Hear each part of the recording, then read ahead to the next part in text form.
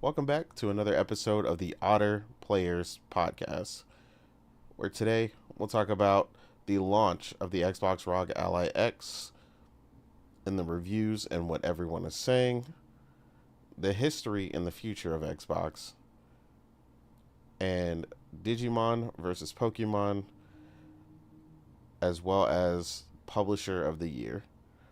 But before we get into all that, we'll go ahead and jump and see what everybody's been playing. Weeb, how are you, man? And what have you been playing? Yeah, I'm good. Glad to be back again. I think yeah, after a week hiatus. So yeah, well, I've been playing, of course, Ghost of Yotei, and I managed to finish it and plat it in I think about 2 weeks. So that shows you how intensely I've been playing it. 'Cause it was still like 85 hours, I think. So yeah, I mean. Yeah, it goes to show like that it's a game you can't really put down. Like there's so much to do in it, and it's so much fun to keep on playing. I mean, we've all seen the memes of you're 30 hours in and you haven't beaten a single boss because you're constantly chasing the birds. Yeah, but it's definitely a funly paced game, as in you're not bored by all the collectibles and the thing you can do on the map.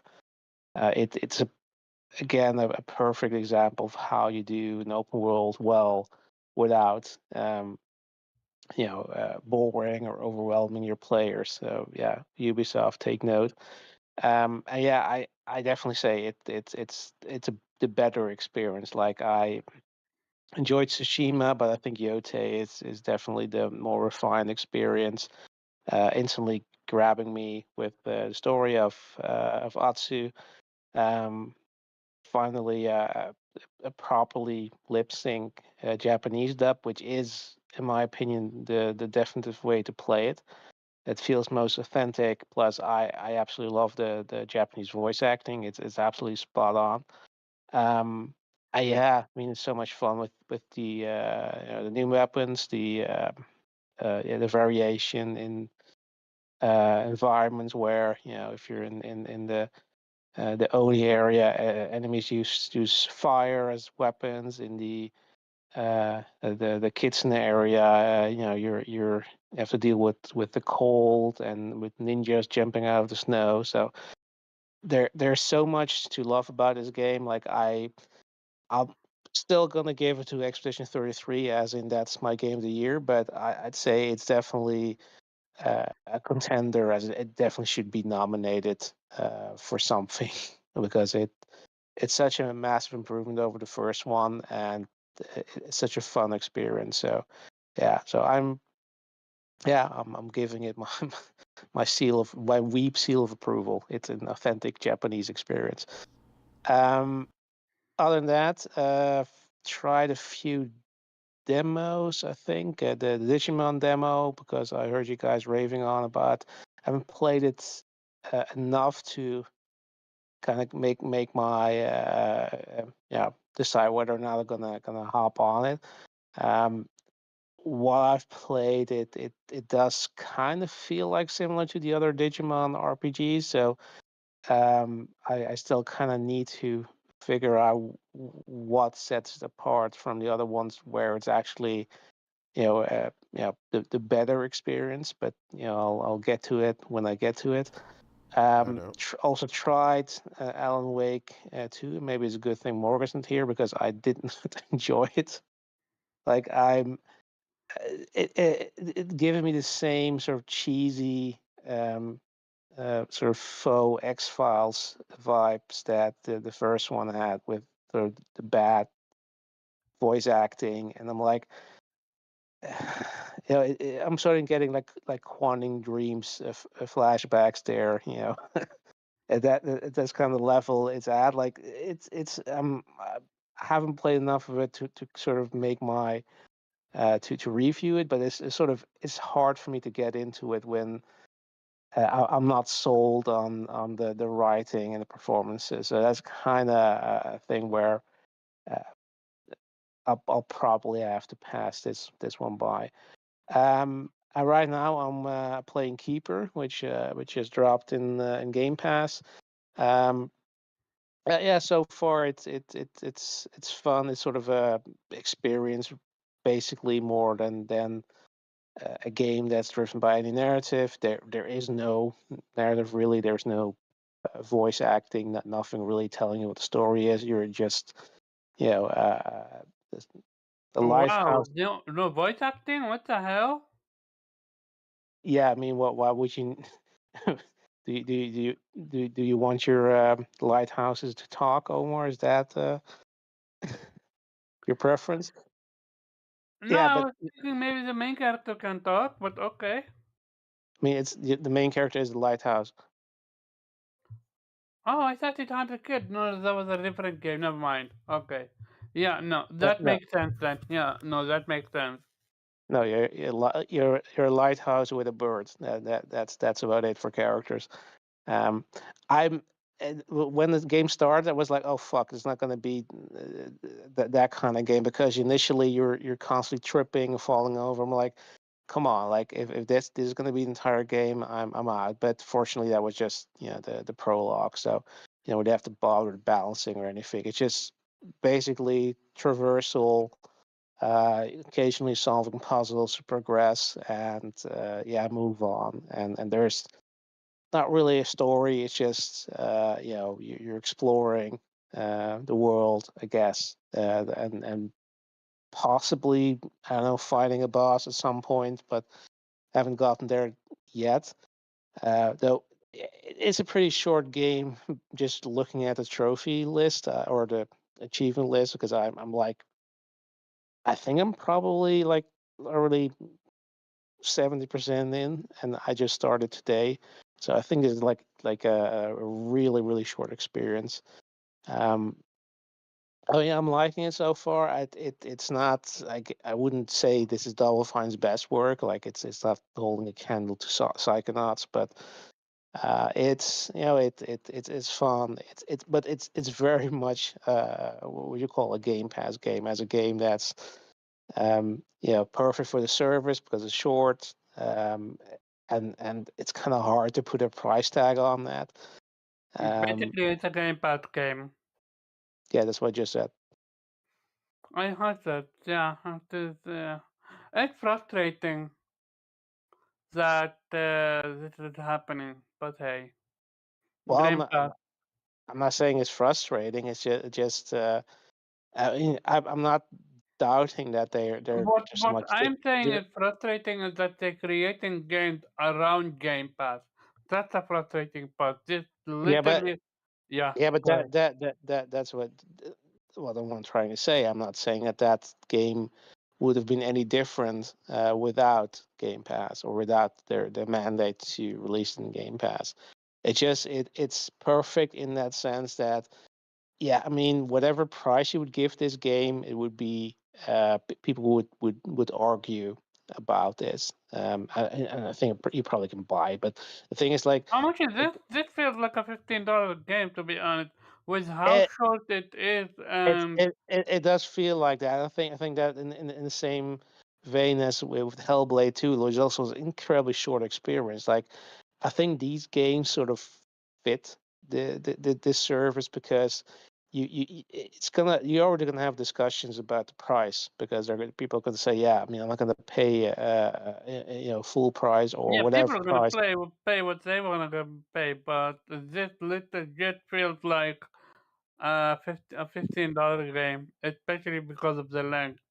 Yeah, and that's kind of maybe the thing with these games is that probably if the game was not releasing in a subscription service, they might have felt obligated to make it longer to somehow justify the price. And I think they're sort of rid of that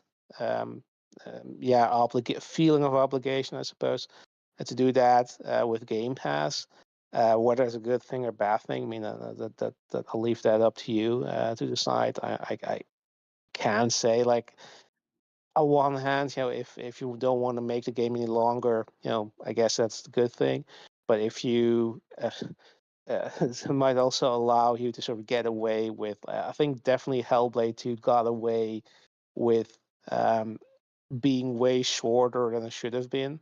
Like I think that game needed more time cooking to get it sort of proper length that uh, they got somewhere that they actually want to be at, but I guess they at some point Microsoft told them, you got to finish this because you're waste too much time, and that's how they decide. Okay, we're gonna cut it down to what it is. I mean, again, I'm not have no inside knowledge about that. I'm just really No, just this just observing it, what I see, and I think here yeah, it's an example again of a game that's uh, probably um, probably suited to.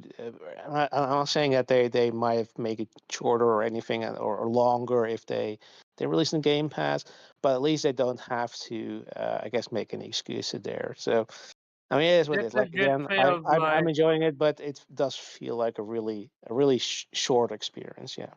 yeah, this legit remind me of what you call it, a Hellblade 2, sadly. Yeah. That's what I've been playing. Cool. Omar, how are you, man? What have you been playing? Some people, as for me, Ghost, Platinum. I was actually the last one, I think. I know. I think Innate was the first, then Morgan, then Weep, No, and then I have me. not played at the game. I've been busy, so Oh, no. okay, then I'm not the last, thank God. Yeah, I mean, I'm Um, not in no rush. I'm for that, but yeah, what can I say about this game that we already started? I will say I am not sure if I'm the only one. Am I the only one that when I save, like I make sure that I don't know from all the experience, saving always takes time, right? Like a few seconds, maybe half a minute or something. But with this, when you save it instant, you're like, game, did I save? Can I close the game now? It's so weird that the fact they were able to negate save what you call it loading. But yeah, speak of the devil goes up on the screen. Voice acting phenomenal, story great. I actually enjoyed it better than it's not like it's better. It just is different. However, I did enjoy Atto as a better character than Jin, mostly because Jin was um, a person with zero personality up until not very end, but like close to the end when he actually defied his uncle and stuff like that. Which again, a samurai, he had to have no personality, so I understood that part. But with Atto, she is zero apology, zero forgiving. But you have a sweetheart. That's the funny part. And there are some funny moments in this game. Funny moments which you would not expect. I love how developers find a way to put funny moments in hardship games like that. Yeah. Amazing game to play. I didn't enjoy platinum it. There are a few things that it lack when it comes to quality of control, sadly. Not quality of control, quality of life improvement. Um, that held it back when it comes to platinum, at least for me. I know Morgan had an easier time with it, but for me, nah. This Yeah, shit was rough. Morgan acted like it was like a cake and walk. Like she was like, by the time Yeah, she nah. finished the This game, she had like 2 trophies left or something, and I was like, yeah, I don't foresee that happening for me. So yeah, nah. This No. shit was I'm with Morgan there because I like one trophy left after I've beat the game. without looking nah. anything I up. made sure that I did Sorry? everything before beating the game because I had no idea how that's gonna be. But I mean, a 2-second search would fix that for you. That's your fault. no, but I Yeah, was not worried the the about only that. the only thing that I had to look up were the boxes because they was missing a few, but I did that before I finished the game, and I had to look up some of the paintings because they I didn't missed appear on the map. I missed one side quest, a random ass fucking side quest, which took me, which call it, Yeah, the cave, prevent I me know. from getting a bounty, which would get me another. So yeah, again, this is my But yeah, experience. that's a you problem because me and Morgan we found that cave just naturally when we were exploring. Yeah, again, I found everything else. That's it. That cave, that one cave I didn't find, and it had consequences. But again, amazing game to play. I love that game. It's so amazing that I just couldn't put it down.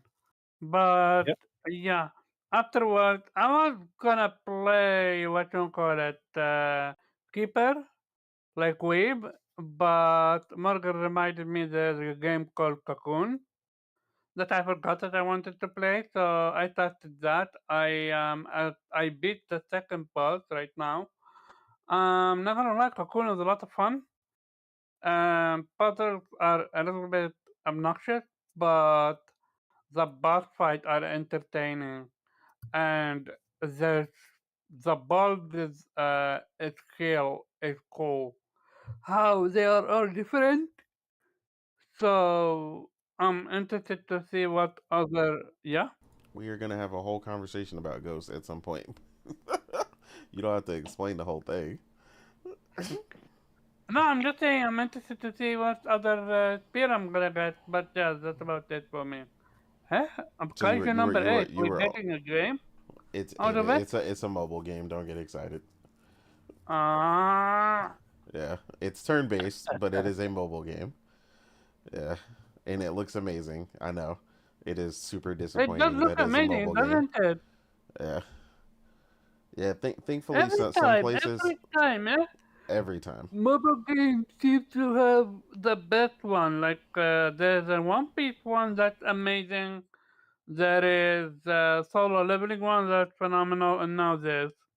I mean, they're bringing the solo leveling one to consoles and stuff, but I mean, it's still based on being a mobile game, so I don't really think it's going to make a difference. I think they just want to bring it to console and PC because they're trying to capture the same type of audience the way Genshin Impact did and stuff like that. Mm-hmm. But yeah, it is what it is. But yeah, like I said, it looked really really good. So, um, but yeah, as for me, honestly, I've been all over the place trying to finish a bunch of games. Like I said, I started my new job like 2 weeks ago, so it's been a change for the amount of time plus sleeping and being tired from changing my schedule and all that other stuff. Um, but yeah, I put in quite a bit of time in Digimon Time Strangers, which I picked up for um, Digimon Story Time Stranger, which I picked up for PC because of the 30 FPS lock currently on consoles.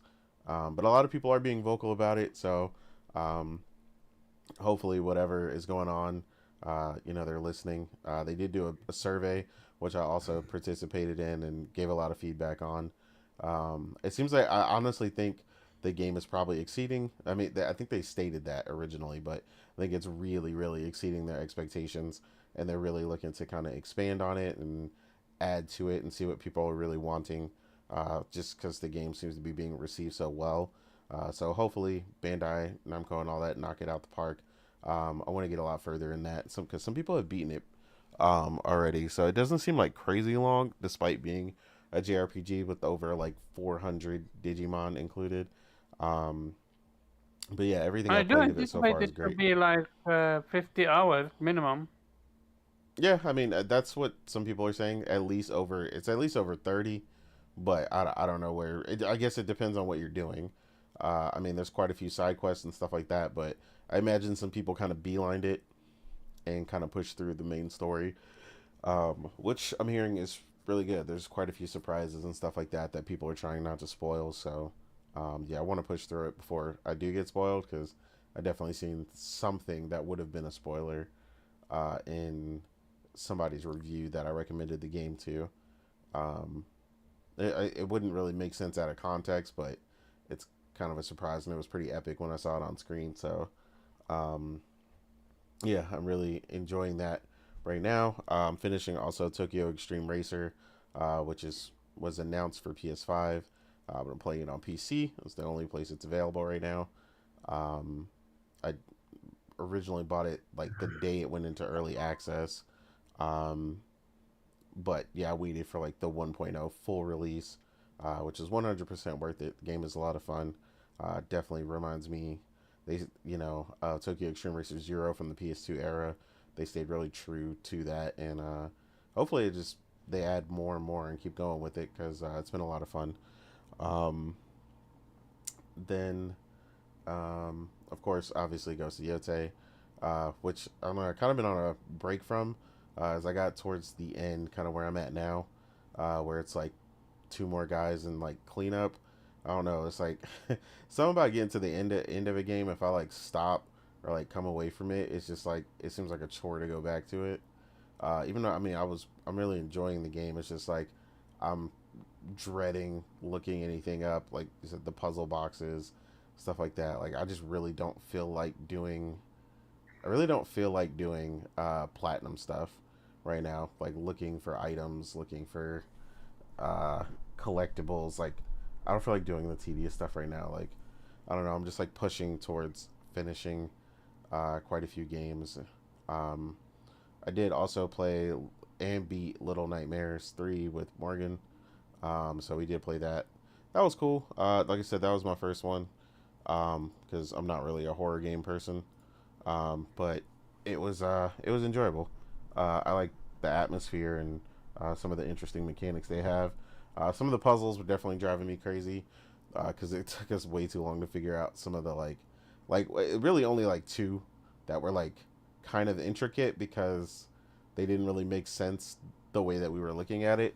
And then it's like when you kind of change the perspective and realize like, oh, this part of this puzzle was like way over here or something. So it was like some of them were quite a bit larger than normal. So it's like kind of meant to throw you off. Uh, but yeah, overall, a shorter title, which is nice to happen for me because, like I said, most of my titles are super long, including the Tokyo Extreme Racer. So it was good to finish that. Um, and then obviously I've been playing Killing Floor and stuff the last couple weeks, playing with Priscilla and stuff, and we ended up getting the platinum on PS5 for it.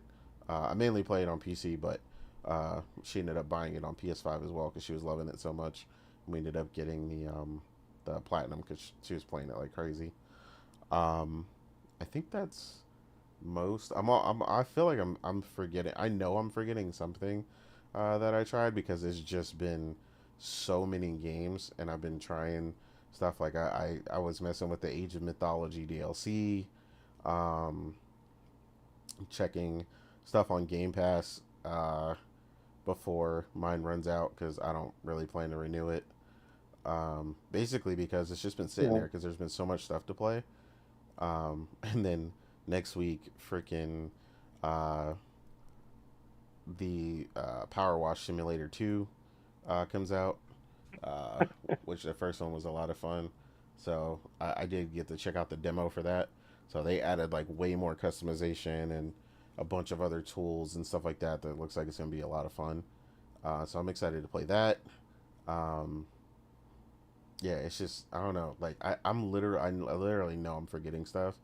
Uh, but it's like it's hard to keep up this year, man. Like it's between the games that I had the end of last year plus what we had this year, like it's been insane. It's like as much as I wanted Threads of Time to come out this year, which is on screen right now, uh, it's like I would have had to drop something just to play it. Um, and I mean I would have because I mean it looks like a phenomenal JRPG. So it definitely would have been something that would have took me away from something else. Um, and then I also bought Aethermancer, which was a game I was looking forward to for a while, as well. They had like a really really limited demo for it, but now they felt confident. They were at a point where they could sell it, so it's not complete, but like the game has a ton of content now, at this point, and they release it. Yeah, let's go look it up. Aethermancer looks really cool. It's another kind of monster collecting game, but a really interesting like premise and way that they do it. It's like the monsters and stuff that you collect are kind of like your summons almost, um, and so you would beat them, and then they basically join your team, and you have different elements and stuff like that. Like honestly, it's incredibly creative. Uh, Definitely one of those aspects or moments where an indie game really shines, and does a lot. So, um, yeah, again, like I said, I know I'm forgetting stuff. I've been playing a bunch of stuff, and then on top of that, trying to also watch anime, with the new season, and then a bunch of the stuff that's out now is like on season, on like its second or third season. So if you haven't seen it at all, like you're catching up on seasons. Like it's just been insane.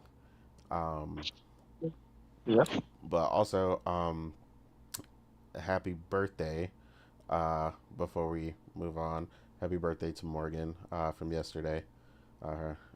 Her birthday passed, so she would, if she hears this, Happy birthday. Happy yeah, belated birthday. yeah, if she hears this, she Happy didn't beat my birthday, Morgan. ass.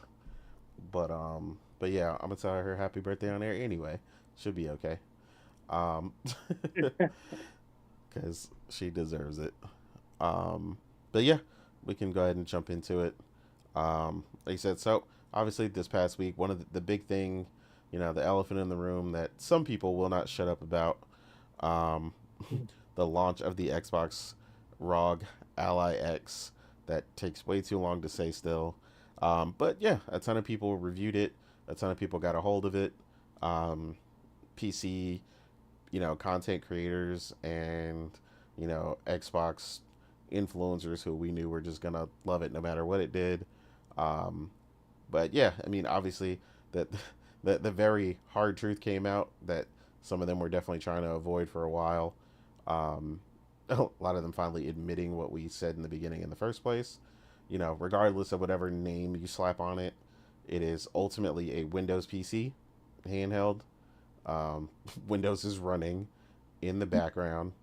Um, Pretty much just like we said, like people were thinking like it was gonna be some super new, you know, Steam OS, fully encompassing, not dealing with Windows nonsense whole thing. And yeah, they were wrong. I mean, unless that changes later, but as of right now, I mean, it's Windows 11 with Windows, an Xbox app running on top of it that does in fact not play Xbox console games. So yeah, I mean, it's pretty funny. I mean, just to see like people have to like ultimately admit that. It's also pretty funny that the majority of them are trying to be funny by just playing PlayStation games. So I'm like, I mean, you should be excited to play all of Xbox games because Xbox has so many games, and a lot of people are thinking they should be Publisher of the Year, which is a conversation we're gonna have. So it's like, in wake of all that, you all bought, $1,000 devices to play Spider-Man 1 at like 28 to 32 FPS, 720p.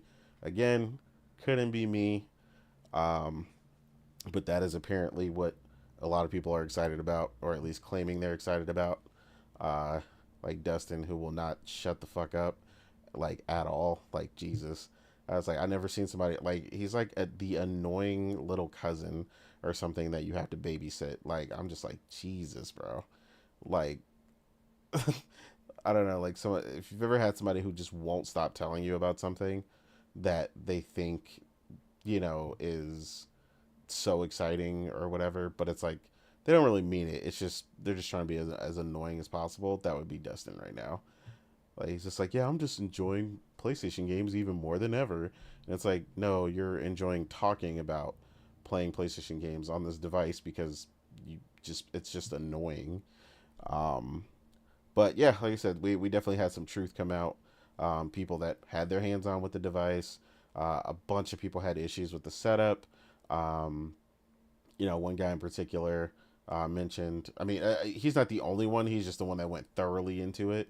But he mentioned literally having to go through the entire Windows process. Setting up Windows Hello and fingerprint IDs and the the passkey and everything, like just a bunch of Windows stuff, um, which is a bit essentially what we told people was going to be. But again, that people don't want to listen. Um, so yeah, reality is ultimately just be careful if you're looking to purchase one of these. Um, just trying to make sure obviously people are informed. Performance for the device, I couldn't really tell you. So everything I've seen, it this supposed super duper unbelievable Z2 Extreme chip that's supposed to be doing all this heavy lifting, that's supposed to be god tier, doesn't seem to be doing much better than a lot of the other PC handhelds. So again, I know it's supposed to be significantly more powerful than the Steam Deck, but honestly, most people I've seen on Steam Deck have similar results. Um, at least thus far. I'm sure that varies from game to game, and there'll be a lot of that'll need to be tested, um, and updates and drivers and a bunch of other stuff. Because again, it's a PC. Anybody who's been on PC, the way I have over the years knows, kind of how that goes. Like when there's a new GPU that comes out, sometimes it takes forever for them to get that dialed in properly for it to start really living up to its potential. But yeah, this launch has kind of been a disaster in a lot of aspects. They the Xbox team was on Good Morning America, who stated on Good Morning America that the ROG Xbox Ally X or whatever could actually play Xbox console games. Um, Now, obviously, people are doing mental gymnastics to try to make that statement, true or whatever, um, by stating, oh, well, they could have just meant, cloud gaming, but it was like, the reality is they didn't say that. And that still wouldn't be true because a lot of the games are not even on that, especially if you're talking about like some of the older titles. So again, that still would not make the statement true, despite all the gymnastics people want to do to try to recover from that. And it's a voiceover. If you guys have probably seen the track, or the kind of clip from Good Morning America where they're talking about it. Um, but yeah, it's a voiceover, so you could tell they gave them the wording or the verbiage for that clip, and then while they were playing with the device on camera, and just kind of worded over it. So yeah, the messaging has been crazy. Um, there was also a couple tech YouTubers, one guy in particular, who's super well known. He's been a tech YouTuber for years. But he was stating, he thinks a lot of people are going to return the device thinking it is a Xbox handheld. Um, that could just play your games like a traditional, something like basically like a Switch, but for Xbox. And a lot of people are going to find out the hard way that it is definitely not that. So yeah, it'll be interesting to see kind of how it goes from here. I don't know. What's been your take that you've seen since this wonderful device has launched for $1,000? Well, first of all, I do want to sidetrack a little bit because since you said you were also watching a lot of anime, I do want to recommend one anime this season Yeah. everybody should watch. That's Tojima Wants to Be a Kamen Rider, which is absolutely awesome. Okay. It's I think third episode hitting today. I mean it's everything you want from a Kamen Rider fan who is so obsessed with wanting to be Kamen Rider that he just trains until he's ridiculously strong and then suddenly realize, hey, oh fuck, Shocker is real. Again, watch it. It's I read the manga, like this is definitely a glow up. Like the manga isn't nearly as good looking as his anime is. But yeah, Okay. again, I digress. Um, Yeah, the Rock Ally of X whatever shit Whatever that edition. name. Yeah.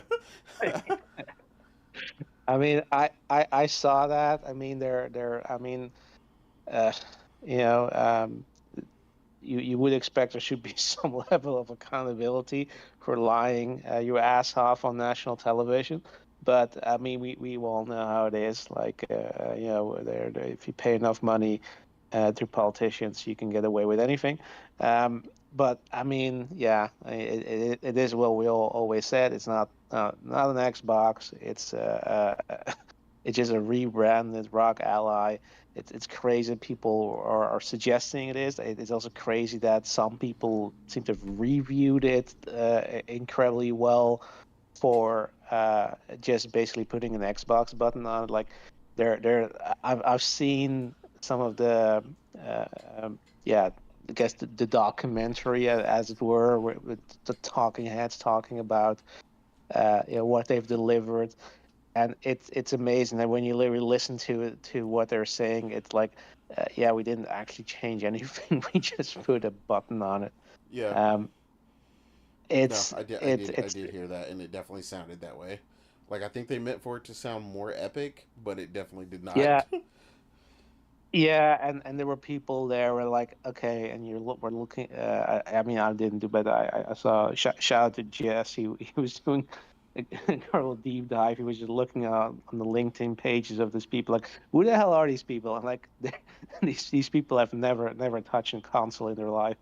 Like it was so cringe-worthy, but very typical of Xbox because that's how they always do their spin doctor bullshit, because that's what it is. I mean, they're trying to then get away with, hey, look, we gave you a new console, we gave you a handheld, and we just it's no different than that limited edition Oculus that they created, where they just put Oh an yeah, Xbox sticker on it. Like yeah, the level of mental gymnastics you have to do to consider this an Xbox is crazy. Um, and yeah, it's very typical that as soon as essentially the truth came out, which everybody already knew, they're like, oh yeah, it's not really the Xbox. So yeah, it's not. It's okay. It's not okay. It's okay that you can't play your Xbox games on that thing.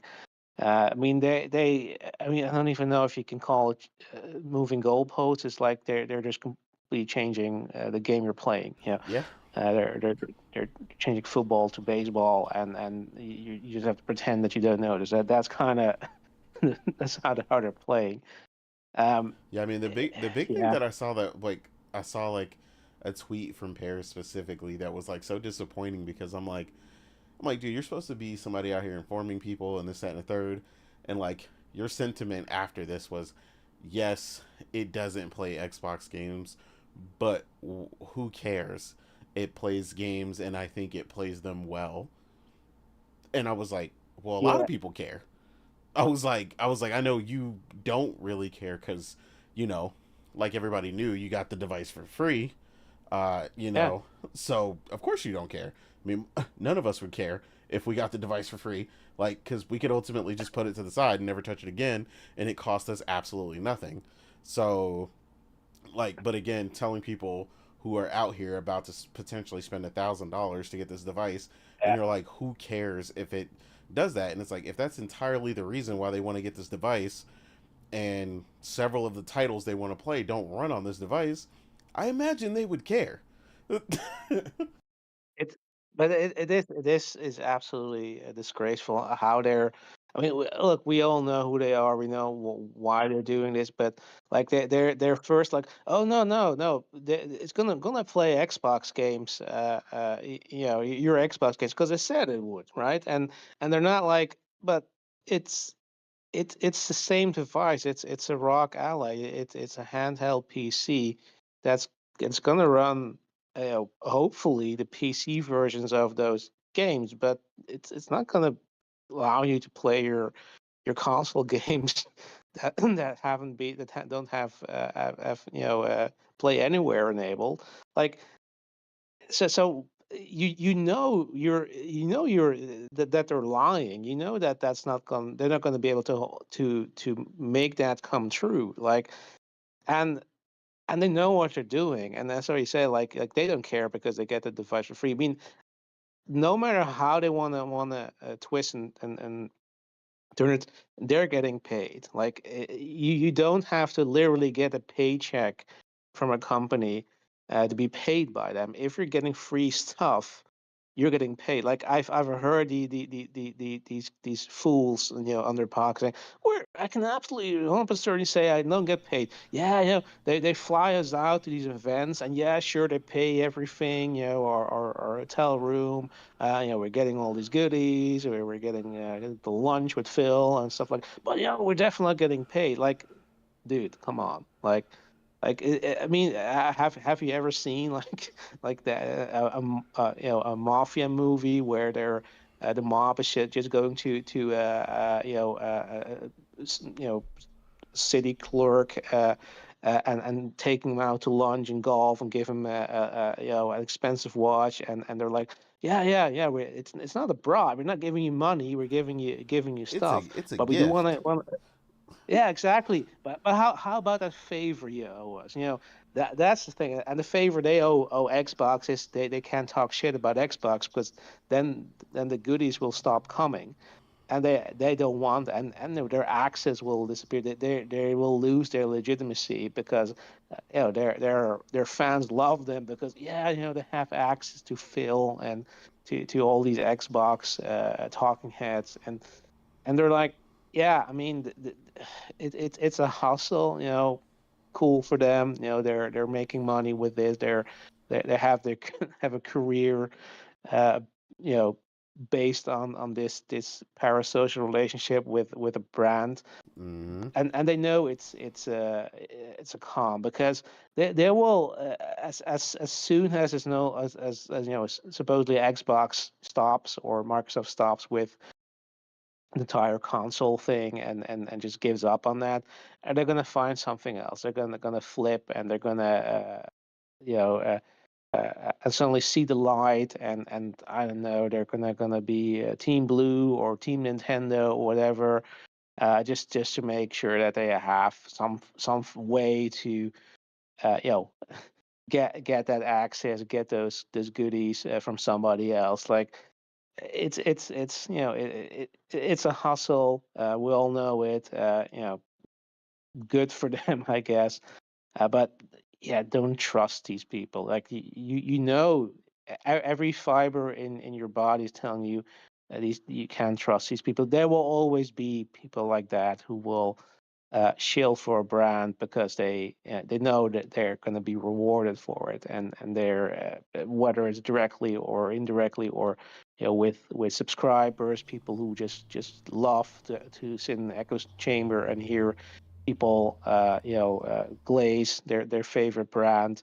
Like we all know how it is. And they know how it is, and that's kind of the because even now, like you can, they're so predictable where they're because these same people were when the price hikes for Game Pass Ultimate what was revealed, they were all outraged and disappointed in Xbox, and now they're back again glazing them with the Rock Ally. Um, I mean it's all tiered theater. It's all performance. They're not there to to watch out for your wallet. They're not there to protect your consumer rights or know what's best for you. They're it's a con. It's what they're basically what they're paid for, even though they're not directly getting a paycheck. And this is a perfect example. The Rock Ally is again just an existing handheld that's getting an extra button and an Xbox stamp, and suddenly it's a new console. until again we learn what we already knew. That's not able to play Xbox games, and then suddenly it's not an Xbox. It's just we always knew this. No big deal.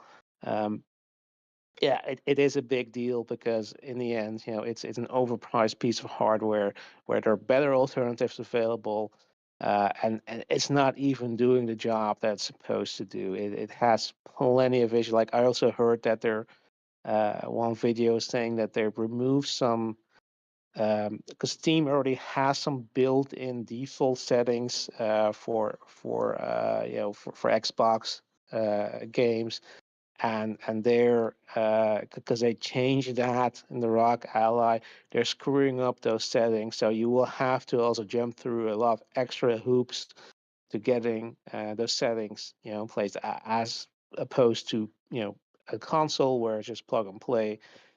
Again, it's such a like. Look, I'm not pocket watching anybody. If you want to waste your money on you're totally fine.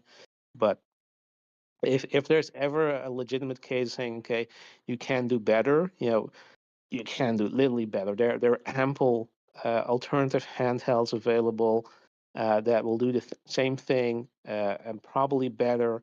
Um, and if you don't, again, it's not even going to give you a great performance because it's a compromised PC. It's supposed to generally be used in handheld mode, and you're going to have a lot of compromises with the performance and the settings of your games if they run at all.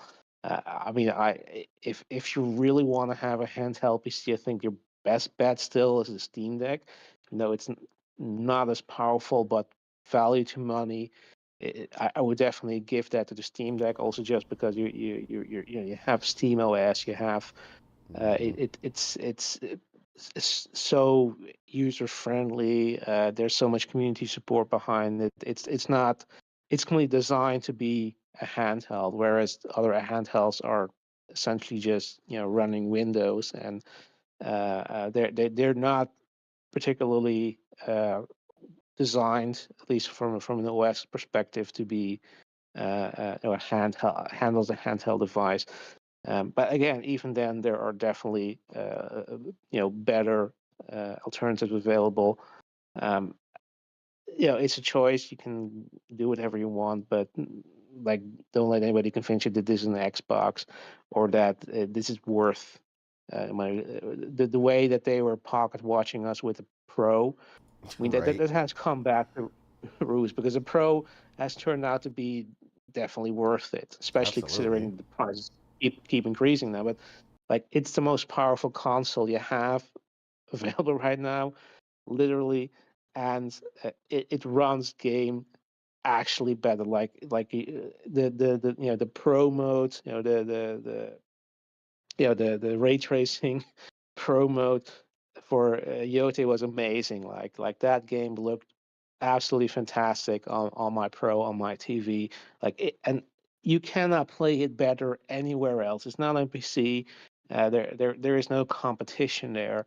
Uh, so this definitely is something that if you are, it's a choice. Like the PS5 is still perfectly fine, but if you want to get that extra bit of performance out of your console, if you just want to get the best console experience, that's it's definitely worth the money. Um, Absolutely. Especially with the price hikes of the Xbox, like you can see, like that it's obviously a comparison there. Like they raise the price, so suddenly it looks more attractive, but still it's a valid point because yeah, if you had besides the fact that the content that's available on PlayStation right now is definitely better with their first party games and the exclusives they're getting and games skipping Xbox, uh, it's a better choice because you're probably spending less money uh, um, and still having better performance with the prices being as they are, uh, and that's even excluding the raising of the subscription pricing, at least for now. I mean, of course, possible a PlayStation follow suit in the future. Um, but yeah, I mean, with that, no, there's yeah, there's not much else to say. Just say, yeah, that was they absolutely have egg on their face now, but we already knew with them screaming about the Pro, and now they're championing this. Well, the Pro definitely is, a worthwhile purchase, but the ROG Ally, like there's so many other alternatives there that you don't have to build your own PC there. You can literally just buy another handheld that does the same thing, uh, you know, cheaper, or you can maybe fork over a bit more and get a better performing handheld as well. Choice is yours. But Yeah, I mean, yeah, you're if there was approaching laptop territory at that point as well, like you said. yeah, exactly. I mean, look, I again, like I can understand like the appeal of it, though. Personally, to me, like I have too many handhelds already. Like I have two, the Switch 1, 2, plus a Steam Deck, and yeah, Portal. I guess technically also a handheld. Like it's already too much. Like there's absolutely no added value for me to get the ROG Ally beyond the fact that its base performance is better than than the Steam Deck. But again, if that's what I cared about, I can just buy the Legion, and be done with it, and don't Yeah, have I to. was gonna say I would get the Lenovo Legion Go 2 over this, and just fork over Yeah, the extra 100. exactly, and I mean I would pay for not having that ugly Xbox button on there. Like seriously, yeah. That to me is a much more compelling device, and if people are the performance of the ROG is what you're looking for, um, like that also has the Z2 Extreme, so they both have the same chip, except the screen the screen is bigger and actually better on the Lenovo Legion Go 2. Plus, you get the split. Um, I think the new one does the split, uh, kind of like Joy-Con effect thing. Still, I can't remember.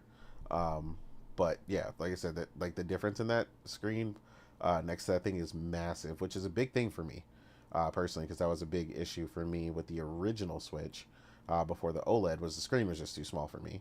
So most of the time I had to Yeah, play a dock because I was like, I just can't do it. And then they finally got rid of those the big old black bezels on the side, and the screen got much bigger, and it was a lot easier to play handheld.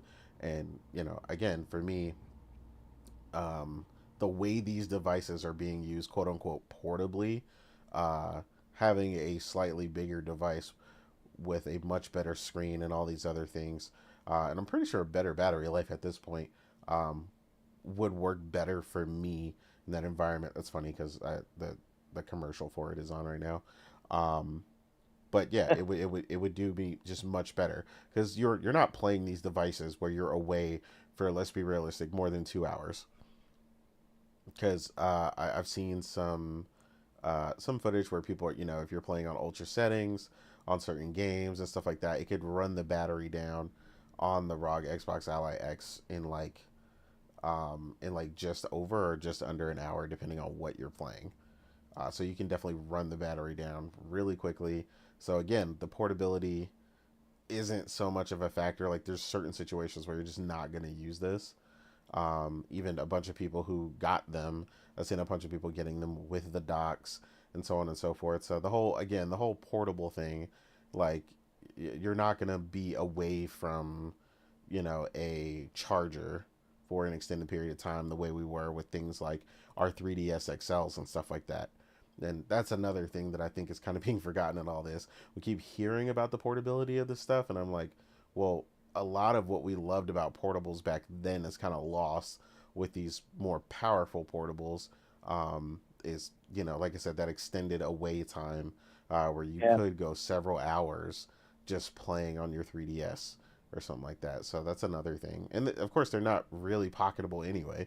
So that's why I was like, going a little bigger doesn't even matter because it's going to most likely be in a case while I'm carrying it anyway. So it's like, who cares? Um, but yeah, at some point, you yeah, definitely make a good argument for a laptop over some of this stuff if you really want the performance. Like to me, if I'm yeah, traveling and let's say I had to fly all the time or something, and I'm in hotels, like I'd rather have a powerful laptop. I mean, you can get really thin, powerful laptops where you don't even have to depend on like hotel Wi-Fi or anything like that. Just leave stuff installed, and you can just whip out your laptop, play on it, uh, and again, it's going to last just as long or have to be charged just as much as any of these other devices.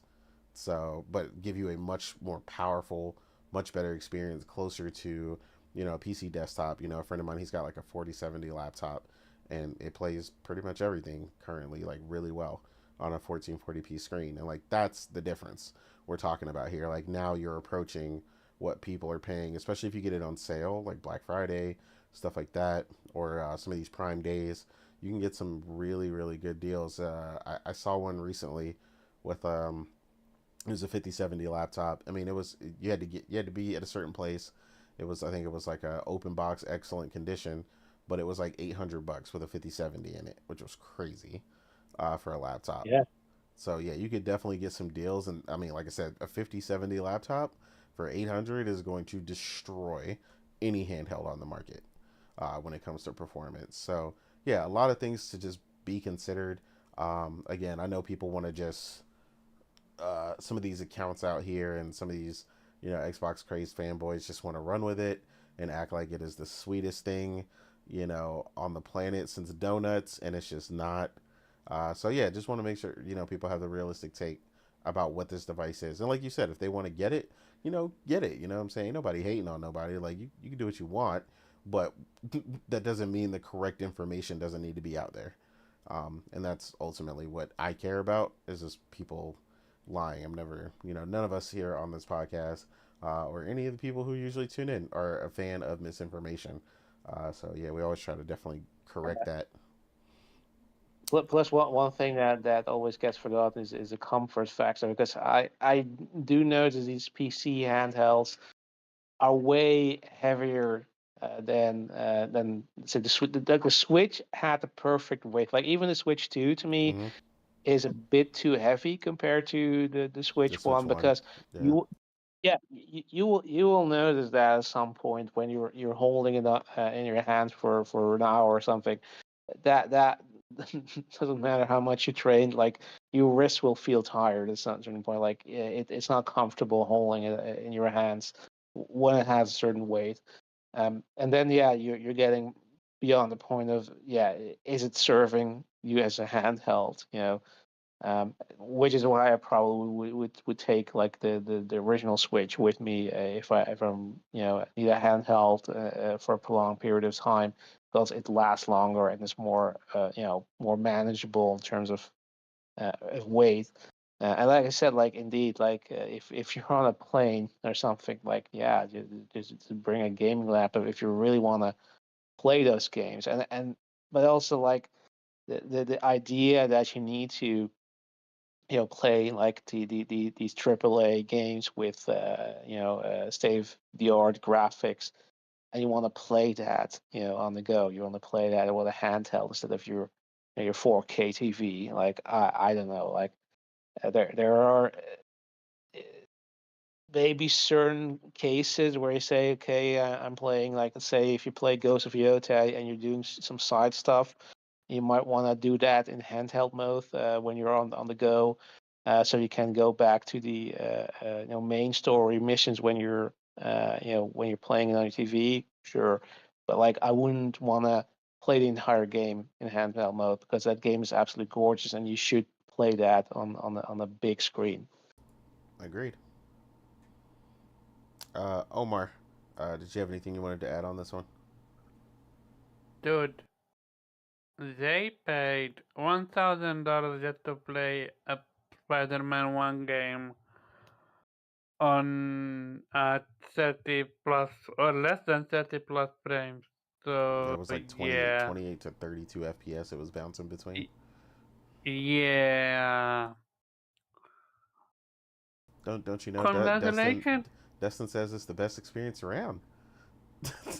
Also, according to Yoshida, it's a PC. It's not. I meant it's It's not an Xbox, so she was spoken. Yeah, the man always speaks his truth. So I'm not gonna lie, I'm so fucking impressed with you with how you were able to talk for 30 minutes uh, about something that I literally zoned out on. Cause this topic, I didn't even want to cover it, but Innate wanted to do so. To me, it's like, how do I say this? We covered so much about this that you're like, at this point, it doesn't matter if you're a PlayStation fan or an Xbox fan. If you box this shit to prove a point, hey, you either rich or you are very bad with money. That's what I'm gonna say about that one. Cause it doesn't scream Oh $1,000.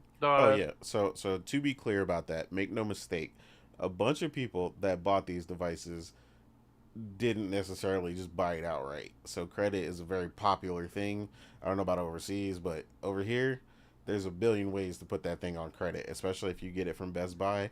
You can get it for 24 months, 0% financing, uh, and a bunch of other stuff. So there are plenty of ways people are getting this without needing to particularly cough up the money, directly out of their bank account or something. So, yeah. Just to be clear. I got you. Yeah, no, but still, I'm like, I would have bought something else with that if I had the chance. Well, unless you need it. To me, it feels like on both ends, they just got it to prove a point. Yeah, I mean, a Like, lot of people are congrat- acting that way. like congratulations, you can play Xbox games or PlayStation games on it. Are you happy? Now play Ghost of Yotei. Play The Stranding too. You're the one that acting like this is replaces a PS5. Show me how it replaces a PS5. Do you see what I'm talking about? Yeah.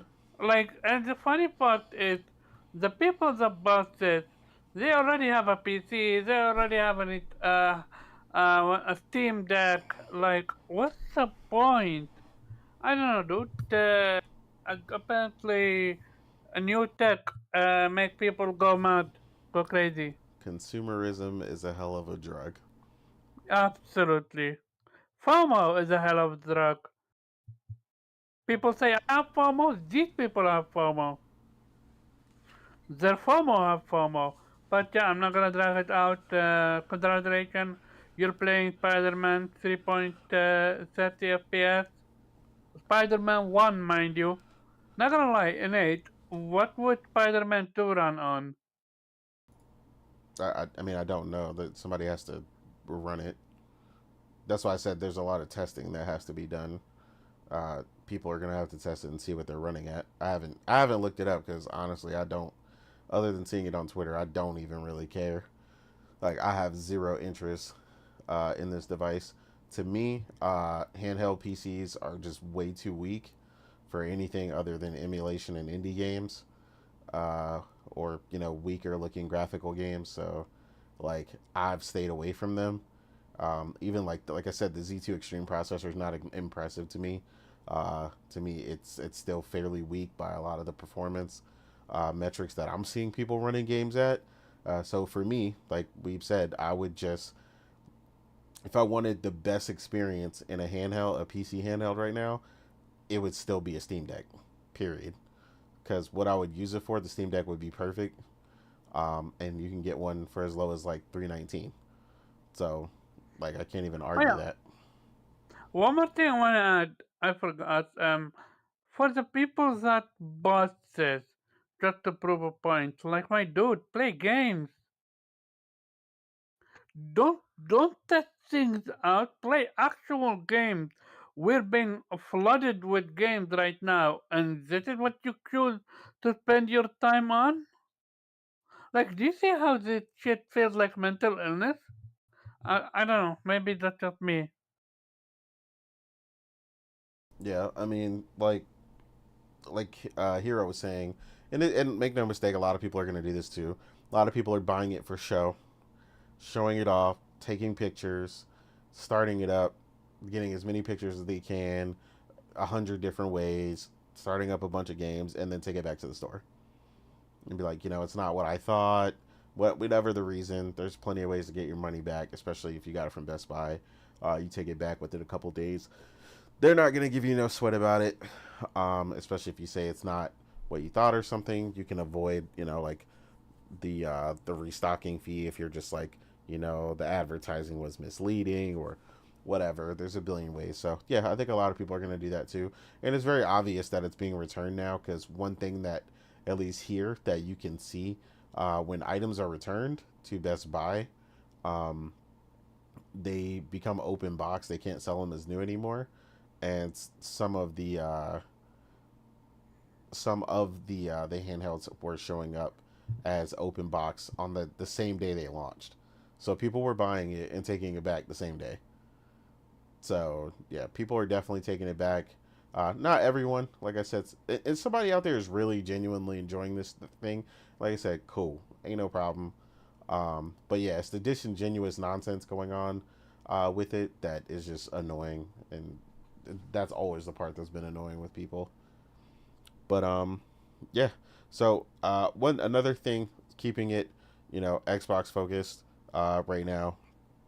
Um, One thing that I've kind of seen over the time, obviously with this, with the discussion of the Magnus or whatever, they're doing the whole spiel again already.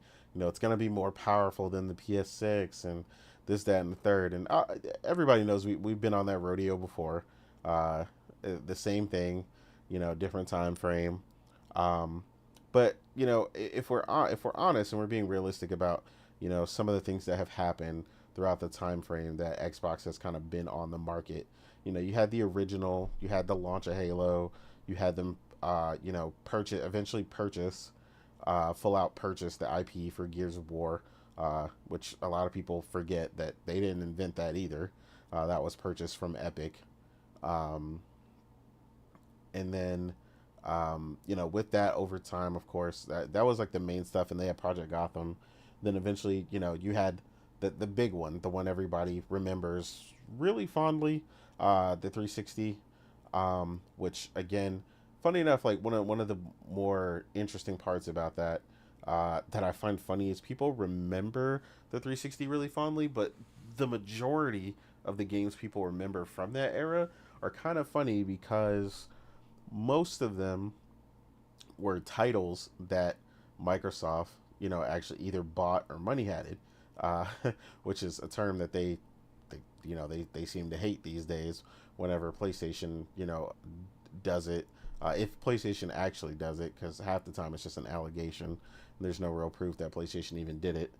Um, but you had stuff like Mass Effect, KOTOR, and a number of other games that were just, like I said, that, and then you also had Lost Odyssey and Blue Dragon. Again, another games that were bought and paid for by them. Which, like I said, it's just kind of ironic that we went through that era where people remember, 360 dominating as much as it did or whatnot, only to kind of come out, either essentially even or ultimately in the end, PS3 outselling the 360, even if it was by, two consoles, whatever people want to call it. But, in the end, it ultimately outsold it after coming out a year ahead, having all these advantages and all these other things. And it was just kind of then that it was funny how people couldn't see, like, how much of a struggle it was for them at the time. And that was around the time when they really needed to take notice, around the end of the 360 generation. But people were riding on a high. Then, of course, we had the Xbox One reveal, where, the TV, have I got an Xbox for you, and all the jokes, right? Um, and all that stuff kind of happened and started to transpire. And again, uh, Xbox fans do what they do best, ignore it, uh, whatever. PlayStation fans are just jealous. We're winning. Xbox One all day, this, that, and the third, whatever. There's a billion taglines for that whole era. They eventually had the Xbox One X come out and so on and so forth. Um, which didn't really help. It got some advantages for 4K in some games, but none of them really made any sales difference or anything of that nature. Um, which is again ironic because they were excited about having a more powerful iteration during that generation, um, but trying to downplay it this generation because PlayStation was the only one. Um, but again, like I said, there was a lot of issues going on with that generation, and most people kind of seen the writing on the wall that generation, and a lot of people moved over to PC and stuff like that. But a lot of people still kind of tried to wait it out. Then, of course, you had the introduction of the Series S, the Series X, and you know the slow trickle. It just kind of rapid. It kind of got pretty quickly up to the 15-20 million sales, and then trickled its way to close to 30 million is what we're hearing now. So at first, it was 30 million for the longest. Now we're hearing it was just close. Um, but I say all this to ultimately realize like these are the true steps that kind of happened throughout Xbox's history versus the revisionist history that some people want to tell you. Xbox was just this great, ridiculously awesome brand, but realistically, I mean, the joke about Halo, Gears, and Forza was not really a joke. That was really all they had for the longest time. Um, and again, back then, we tried to tell them, right? You guys need more. You need more variety. You need to, move in on some of this stuff. And if Microsoft had done what they've done now without such extreme measures, they definitely could have shored up, their launch titles and some of the other stuff and gotten a couple developers on board and really kind of done things right. But again, now we're here, so it is what it is. That ship has kind of sailed. Um, but you know, now in the state that we're in now, we know where they're kind of headed. We see the whole thing going on with the ROG at Xbox Ally X. And now the new saving grace is this hybrid, where they believe that Microsoft is going to basically fully embrace PC and Xbox and create again this console hybrid like experience where you're going to get the ease of use of console with being able to do all the things that PC does. Anybody who has played on PC knows that's not going to happen. You're never going to match the ease of use with the versatility of what you do on PC, because part of it is being able to do all that crazy stuff. So you'd have to limit people, and whatnot in order to even get that to remotely kind of be true. But they told us that was going to be the case with this console now, or this PC handheld. And as we see, right, already offhand, after all those promises and Sarah Bond stepping on stage, and we're working with our Xbox team and our Windows team closer than ever to deliver this custom experience. Again, only to realize that it's Windows 11, with an app running on top of it. Um, and if that was what was promised, initially, it's fine. It is what it is. But that's not ultimately what was promised. And now, of course, people again are doing the mental gymnastics and trying to excuse it, and at the same time kind of still trying to hype up this next generation console, which they believe is coming, or console hybrid, right? Which now they're thinking is probably going to come from another manufacturer, whether it be Asus or whatnot. But ultimately, I mean, going through all that to say ultimately, like, there, do you see any validity in this going forward, where this is going to make a difference for Microsoft, for either of you? If you're excited, if this excites you, the device potentially being more powerful, does that also excite you, knowing what we know, of course, from this generation and the prior generation, where Mark Cerny spoke about these things, where people thought raw performance on paper meant so much. But now more than ever, we're seeing there's a bunch of ways and a bunch of things changing, where you're needing to offload certain processes and move things around. And again, Mark Cerny is having this conversation. Anybody who saw him talking about some of the breakthroughs that him and AMD are having, changing with compression and all this other stuff. One very big thing that people definitely doubt, or not doubt, but kind of forget about during this generation until a game comes out and we see the size, right? The Kraken tech, the Kraken tech often puts games at half, half the size at a day and age when games are absolutely massive, right? Um, so we're getting, you're able to secure way more games in a smaller storage space on the PlayStation 5, and that's a massive advantage without losing any sort of compromises or anything of that nature. So to get something like that or a piece of tech like that without a compromise is crazy to me, and that's just going to improve going forward, right? Um, again, like I said, just to you guys thinking about the future of this brand. Um, I know you got a Series X this generation, so specifically with you, does any of this future talk entice you, or you're just like, if it's gonna be a hybrid PC, quote unquote, and all this stuff, then you'd rather just invest in a PC and not have to deal with the nonsense? Oh, I'm not buying another Xbox regardless. Like even if they come out with a traditional console, Mm-hmm. there is nothing compelling about Xbox. They're putting all their games on PlayStation right now, so like there are no exclusives anymore. And the only reason I bought the damn thing is because of backwards compatibility with some 360 games that were stranded on the 360. Well, no longer have that problem. So that's the my first and last Xbox I ever buy. I don't care. I'm not gonna waste my money on another Xbox that's just gonna be gathering dust here. And their hybrid future just sounds to me like the same way they're uh, I'd say that the Rock Ally is probably a dry run for that, where they're just gonna release a PC, put an Xbox sticker on, and say, "Hey, this is the new Xbox console." Even though you can't play any any of your Xbox games that you bought previously on it because it doesn't have a disk drive, doesn't have uh, uh, can only play PC games, only if you have Play Anywhere titles. Like, and there's going to be zero reason to get it because you can easily just build your own PC, and regardless of whether or not you can do it for the same amount of money, you probably should.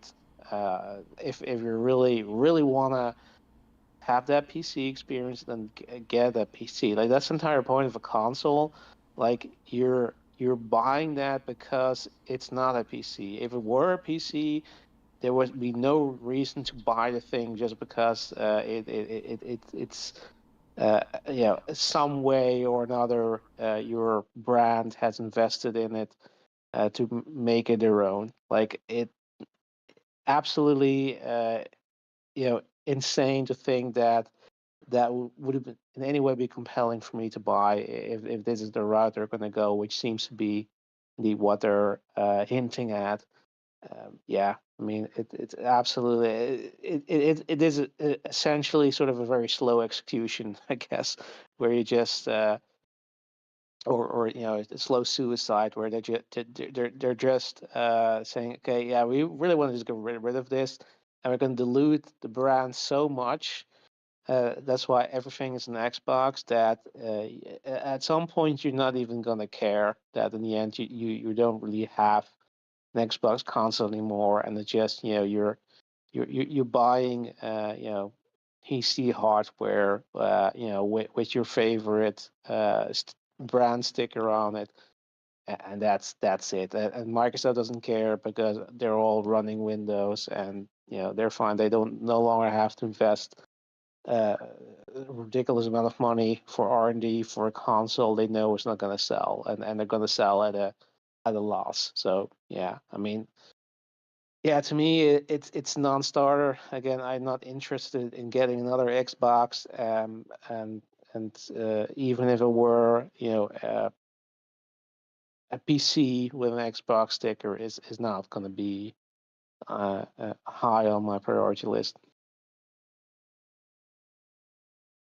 No, understandable. Yeah, it's kind of the same point for me. And then, of course, I'm already invested in PC, so I don't really need a hybrid to really change anything for me.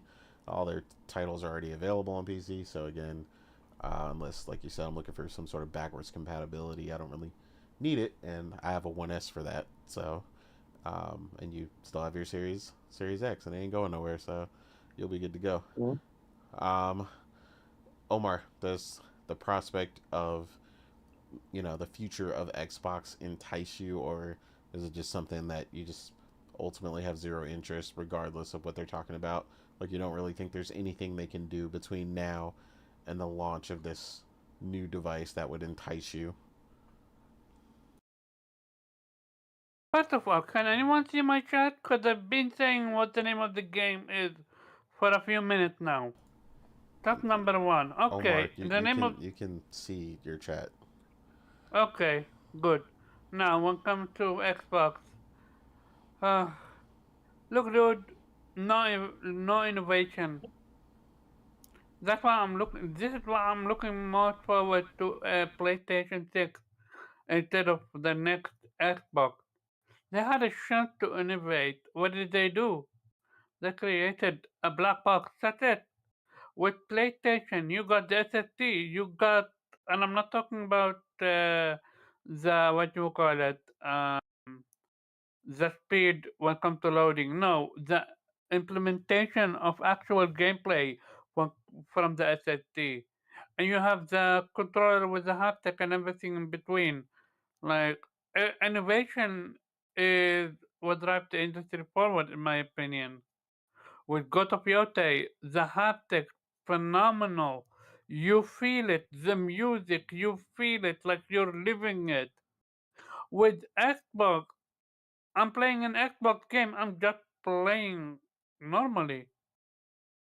Like, so to me, I never cared about power, and this whole power narrative been proving that not everything on paper is gonna be reality. So I don't know what's happening out there when it comes to Xbox. And at this point, if they make a console, they don't make a console. Hey, they already put the games on PlayStation, all the games. So not gonna lie, what's the point of owning an Xbox at this point? That's a Heck, fair point. no. Make it even further. Xbox Shield, the ride and die by Xbox. They migrated to PC. Heck, Xbox themselves don't care about Xbox. Let's give it a buck. Uh, Everyone got a price hike beside, I think if I remember correctly. Maybe I'm wrong on that one. The PC side. And PC side, you're still getting day one games. Yeah, While the other two, you gotta wait. Like, Xbox is treating Xbox as a second class citizen, while the PC folks are eating. But hey, go buy your rug ally. Congratulations, you're supporting Xbox. Woo! Go green! Go team green! This is how they feel, so enjoy. But no, for the next Xbox, like for real, I don't think I'm expecting much from them unless they show me something innovation on the level of DualSense. Then could have the conversation. well, And yeah. I mean, here's the power narrative isn't gonna be yeah, but enough. power like It's becoming could less and less of a thing going forward. So that can't be the only thing you're really pushing. like congratulations, you got 10 FPS more. Woo! Every PlayStation game I've had 60 FPS games. None has 30 FPS. On Xbox, the the most powerful hardcore console that eats you for breakfast had games at 30 FPS, and they call it what? Uh, I forgot what they showed the word for it. Something decision making. I forgot. They created some buzzword for it. Uh, I'm looking at you, Starfield, and all the other games. like what's that game called? Indiana Jones. And then when it's releasing on PlayStation 5, it's at 60 FPS. Oh no, that was Hellblade 2. Never mind, my bad. Hellblade 2 on Xbox 30 FPS. Creative decision. Yeah, that's that word. Creative decision. And then when it goes to PlayStation, it's on at 60 FPS. Like, dude, we all knew, like, Xbox fucks themselves with the Series S. We all know that it's a potato. So, it makes you question how they're gonna fuck themselves over with the next Xbox. Will it Yeah, be they just a better they better PC? stay away from them multiple SKUs. I know that much. Will it be again? I'm not a tech dude. You guys know. You guys listen to me. I make a fool of myself when it comes to tech all the time. But even I know that the parity cloud is one of the worst decisions Xbox have ever created for themselves. True. Heck, I mean, actual it dev delayed have It spoken delayed out Baldur's Gate. against it. Actual devs have spoken against it. So no, I'm sorry. The future of Xbox is looking beyond bleak at this point in time. Heck, we not even a few weeks ago, and the site for canceling your Game Pass subscription got what do you call it? Yeah, I mean, Over it essentially crashed because too many people. overflooded Yeah, with people. Like what we're doing over here.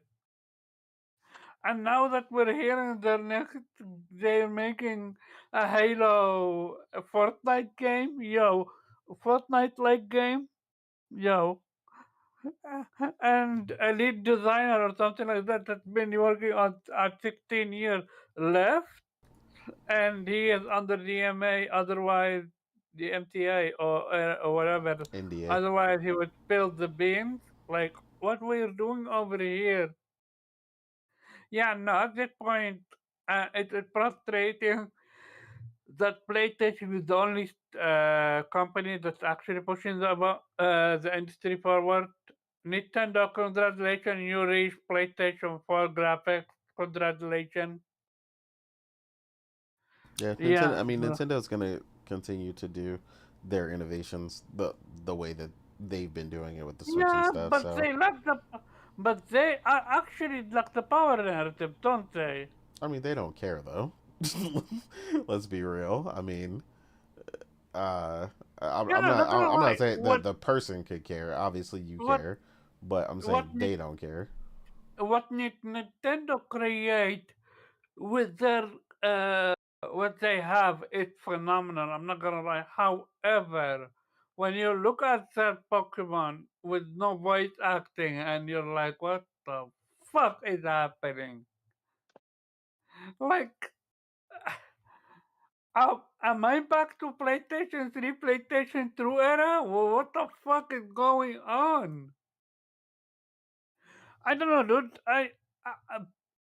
Maybe that's just me, but I love voice acting in video games. That's just me. I know it's a weird concept, I mean, but good yeah, voice acting can be transformative. So, I mean, it's understandable. yeah, precisely. As to in God of Yote, phenomenal voice acting. Uh, what's his name? Norman Reedus in Death Stranding, believable as fuck. Heck, Troy Baker, insanely voice acted. Like there is the reason why there is a voice actor of the year award. There is no mute of the year award, Nintendo. I know this was an Xbox conversation, but Xbox is so freaking irrelevant. It's not even funny. Like, how you gonna focus? Like, this is my biggest point. How you gonna focus on power narrative when your competition outclassed you in every object, including power, because they proved power is not everything. Yeah, I mean, you got to have Like efficiency, throughput, what? and a bunch of other stuff. Like correct me if I'm wrong, but which game on the Series X have pushed the game, or the what we call it, the console war forward. Yeah, I couldn't. I I I don't think anything has ever done that from them. I wanna know. I truly wanna know. Like on PlayStation, I can name you a couple. Ghost of Tsushima 2, Forbidden West, God of not God of Yete, Death Stranding 2. Heck, Spider-Man 2 had phenomenal moments. Like Yeah, Spider-Man 2 did a lot of incredible things that people forget. uh, Death Stranding, that area in the game with the fire spinner and stuff like that shit was insane. Like this is what I'm talking about. Where is Xbox? I'm gonna play the keeper, but I'm not gonna be mind blown. The game that I was so fucking hyped for was such a letdown. What? Midnight something something. South of Midnight.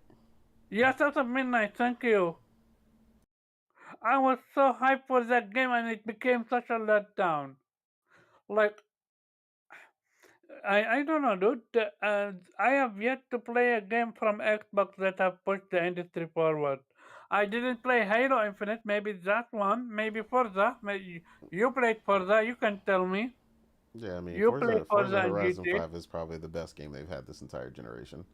So, yeah. This is what frustrates me. What have Xbox done with their console? Well, I mean, having more power definitely wouldn't fix your issues with it. Your issue seems to No, be but them focusing on the quality of the games they're delivering, which is understandable. what quality? I'm gonna ramble. Let's move on. I got you.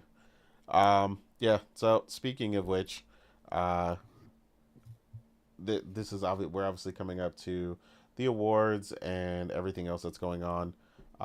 A ton of stuff has gotten pushed out, but one thing that usually happens is kind of like a universal award, not any particular like TGAs or anything. You get the overall publisher of the year. This is something that's just kind of uh, I think I think Metacritic might be the one that does it, but I can't remember. But there's like an overall one for publisher of the year. There's obviously I thought Jeff Keighley does it. There's developer of the year as well. Well, there's developer of the year, and then there's publisher. The TGA's doesn't have publisher from what I remember.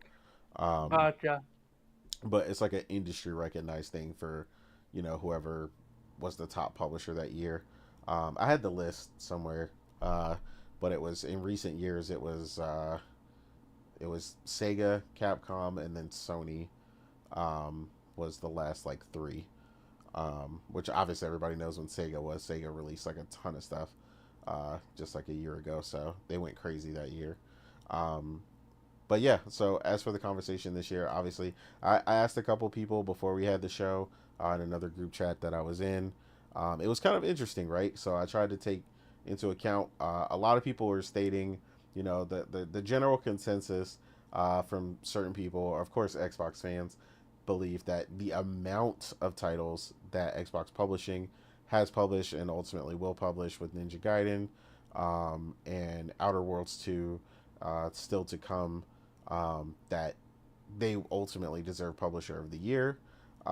That's kind of the general thing that I've gathered.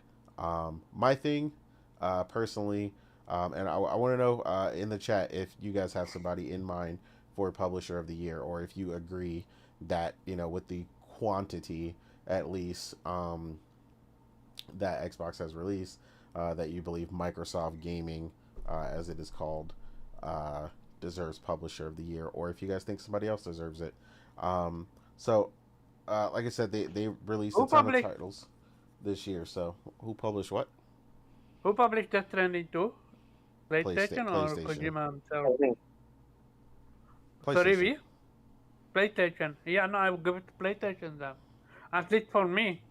Like, what I played with Death Stranding 2 and God of Yotei outclassed outside of Ninja Gaiden, because I didn't play I didn't play a lot of these games, but PlayStation over Xbox, at least for me.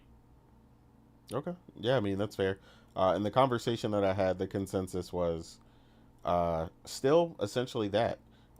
Everybody thinks that someone else will get it, but the general consensus in that chat, and there's quite a few Xbox dudes in that chat, but most of them stated that they think that PlayStation is their personal, but they don't think PlayStation will get it. And This is me. This is yeah. literally me. Are the Xbox fans also saying that, or? Mm, I mean, the ones in this chat, but not obviously not the Yeah, ones no, on I get Twitter it that are from your crazy. group. I get it from your group. Yeah, They're saying that? they're saying that. They said they think Okay, Sony interesting. or whatever PlayStation would be publisher of the year for them. So even they acknowledge that PlayStation have made the games that they want, while Xbox have the quantity. Yeah, so Yeah, I, they I'm, admitted I'm, I'm between the literally like quality that. of the Yeah, titles they released. I stated that the other person that could honestly that I believe might take it from them, depending on when the award is given, is Nintendo, um, because they've released a few things, and then of course later this year they're still going to release Metroid. So I I believe they could mean, actually take it, but Metroid may miss the window, is the problem. But I believe they can still mm, take it even without Metroid away from Xbox. For me, but it's also PlayStation because I think about the highest quality titles that I've played this year, not included, and I also say not including remasters and remakes. That's always the stuff I care. But even if you included that, it's ultimately um, it would be PlayStation for me. But between the fact that Ghost of Yote and Death Stranding 2 are my number 2 and number 3 titles for Game of the Year, yeah, um, is pretty telling in that regard. So to me, to have them that high says a lot. Uh, and to have the quality be that high, especially in a year that's so tough, because that's the difference. Like this isn't just in a year. Like the amount of games, the amount of high rated games we've gotten are insane.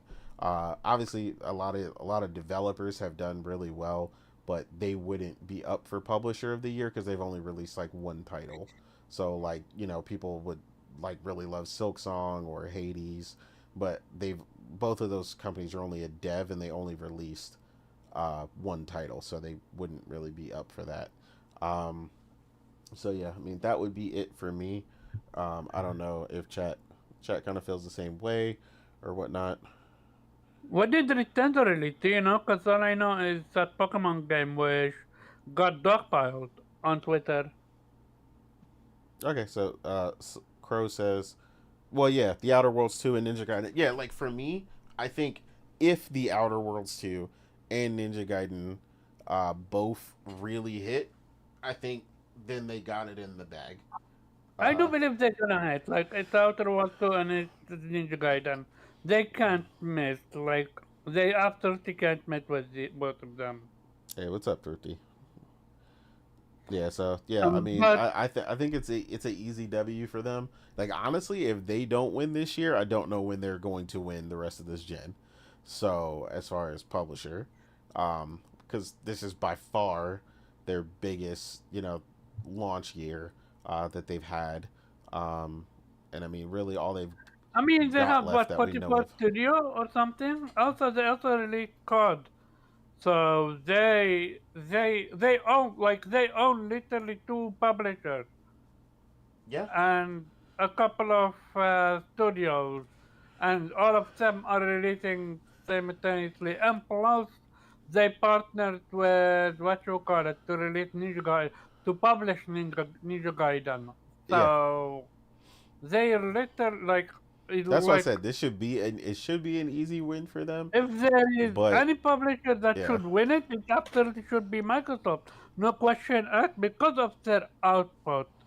However, it's quantity over quality. That's the issue. yeah, I mean that's the main issue for me because a lot of the titles that are in there were like completely irrelevant. Like not a single person on my entire feed ever, not even in my for And you you played Avowed, section. yeah? Yeah, I played Avowed. But not a single person, not even in my for you section, has played Grounded 2. No one mentioned that game at all. Um, I know one person who stated, uh, you know, what was it? The game that I just told you, South of Midnight, was like a really big hit for them. But most people, that game was cool, but it came and went.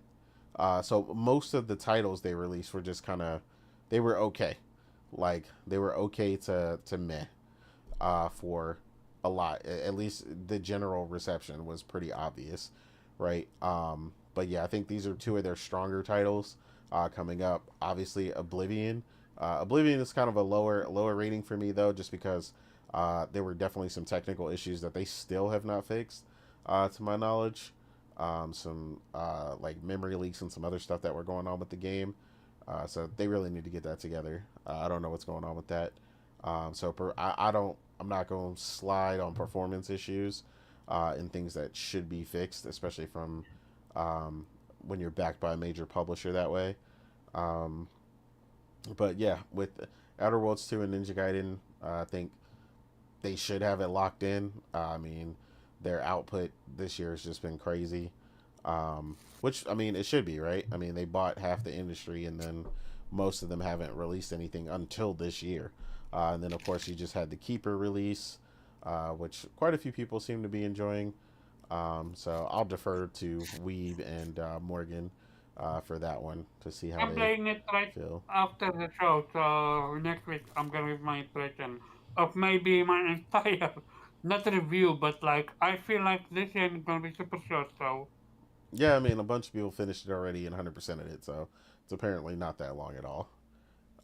But yeah, I mean, I think they would have it. They're not my personal pick just because, like, I'm personally not interested in Ninja Gaiden. It's never been a big title for me. I think the title looks amazing. I think this looks like probably the best Ninja Gaiden I've ever seen. yeah, Visually, like it looks stunning, and like some of the combos and stuff look crazy. So I think it'll hit. But the embargo is really close to the release date, so that's interesting. That's not usually a good thing, but sometimes it's also nothing. So You give little faith. yeah, I mean, no, I mean, I think it looks good. I just think that's weird to put it the day before the game launches. I think that's weird. I hate when they put the embargo that close. I wish the embargo would be like an embargo rule. I wish would be like at least 2 days. Like I think a day before is just some nonsense. Um, but yeah, like I said, I'm looking forward to Outer Worlds 2. I know we're picking that up on Steam. So yeah, I think they might have that locked in. I do agree with Crow though. He said next year could be. Um, he said it could be Capcom. Um, oh yeah, that's a non-fact. Wait, the Zelda Warriors game is next year though, isn't it? At least I thought it was. Yeah, I'm pretty sure it's next year. next Yeah, year, interesting. Bro asked an interesting question. Who do you think the publisher? Who do you think gonna win it next year? Publisher of the year. yeah, Um, that's what he was saying. He said it could be Capcom, I because I I think obviously they have Capcom. potentially Pragmata and Requiem. Yeah, and another thing I think, what do you call it? I mean, Onimusha might be coming out next Onimusha. year as well. Yeah. So yeah, Capcom could Onimusha next definitely be year, it next right? year. Onimusha next year? I mean, possibly. I mean, we don't know yet. Oh, we don't know yet. Okay. It feels ready to be next year, in my opinion. But Yeah, I again, mean, I'm not it's there. shaping up to be a 2026 title, but I mean, Yeah. we've had stuff do that, and then it gets pushed back. So And for PlayStation, we have what? Maybe uh, we know Wolverine, PlayStation, possibly PlayStation is mostly looking Intergalactic. like Wolverine and Intergalactic, and then of course whatever they publish from the China Hero Project and so on. So if Yeah. they also So publish, if Phantom Isn't Blade Sour Zero is coming under out them, next week as well? uh, I'm not sure. I think it did say 2026. I think you're right. So I'd be surprised like if that came out, but I think it did say that. So yeah, it seems like Saros is definitely shaping up a lot faster. than a lot of the other titles from them. So yeah, next year could be just as crazy. Um, to be honest, depending on how ridiculous GTA 6 is, they might be able to take it with just one game, which would be crazy. Um, but yeah, I mean, they could still do it. I mean, GTA would be the one game to be able to, do that. But I think they Nah. definitely speak on it because it also, from what I understand, the way the publisher works is your average, and that like there's the amount of games you release, and then your average, and so on. Like there's an actual method to how they determine it. So that's why I think they wouldn't be able to win with one game, as long as another publisher could release at least two hits. Like I don't think they could take it. But yeah, I think depending on who releases what next year, quite a few. There's quite a few possibilities. Fire Emblem, for me, is all I really want to hear from Nintendo as a publisher next year. I don't know what else they would have. Nintendo does seem to release things in like a faster window, other than Metroid. Um, so I mean, they could have some surprises as well. And then, like you said, the Zelda Warriors. I know it's fun for a lot of people. I'm not. I'm done with the uh, Muso games, so it don't really entice me. But it would count, if it's a really good one. Hopefully, they can actually get some solid frame rates this time with the Switch 2, because that was a big problem with the Warrior series. So yeah, there's some potential for quite a few people to get it, but I don't think I just that's why I said I think this year is definitely Microsoft, because Microsoft Gaming, just because I don't think they have a shot in the next, definitely not next year. I can't see that with all the things that are slated for next year. Just the beginning of next year is already crazy packed. So if everything we know of comes out next year, I don't think they got a shot. I think at most they may be releasing. Obviously, I don't even think Fable is going to be ready. So hopefully State of Decay 3, but like please, finally. But yeah, I don't really know what else they would be releasing. So yeah, I don't think they got it next year. So this year they'll have it, but yeah, next year is a heck of a toss up. So that's a good question, Crow.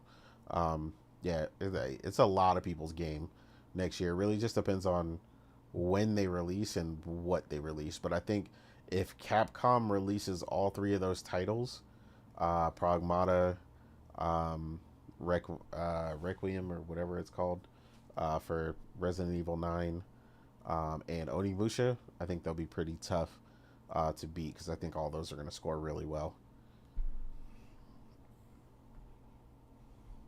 What?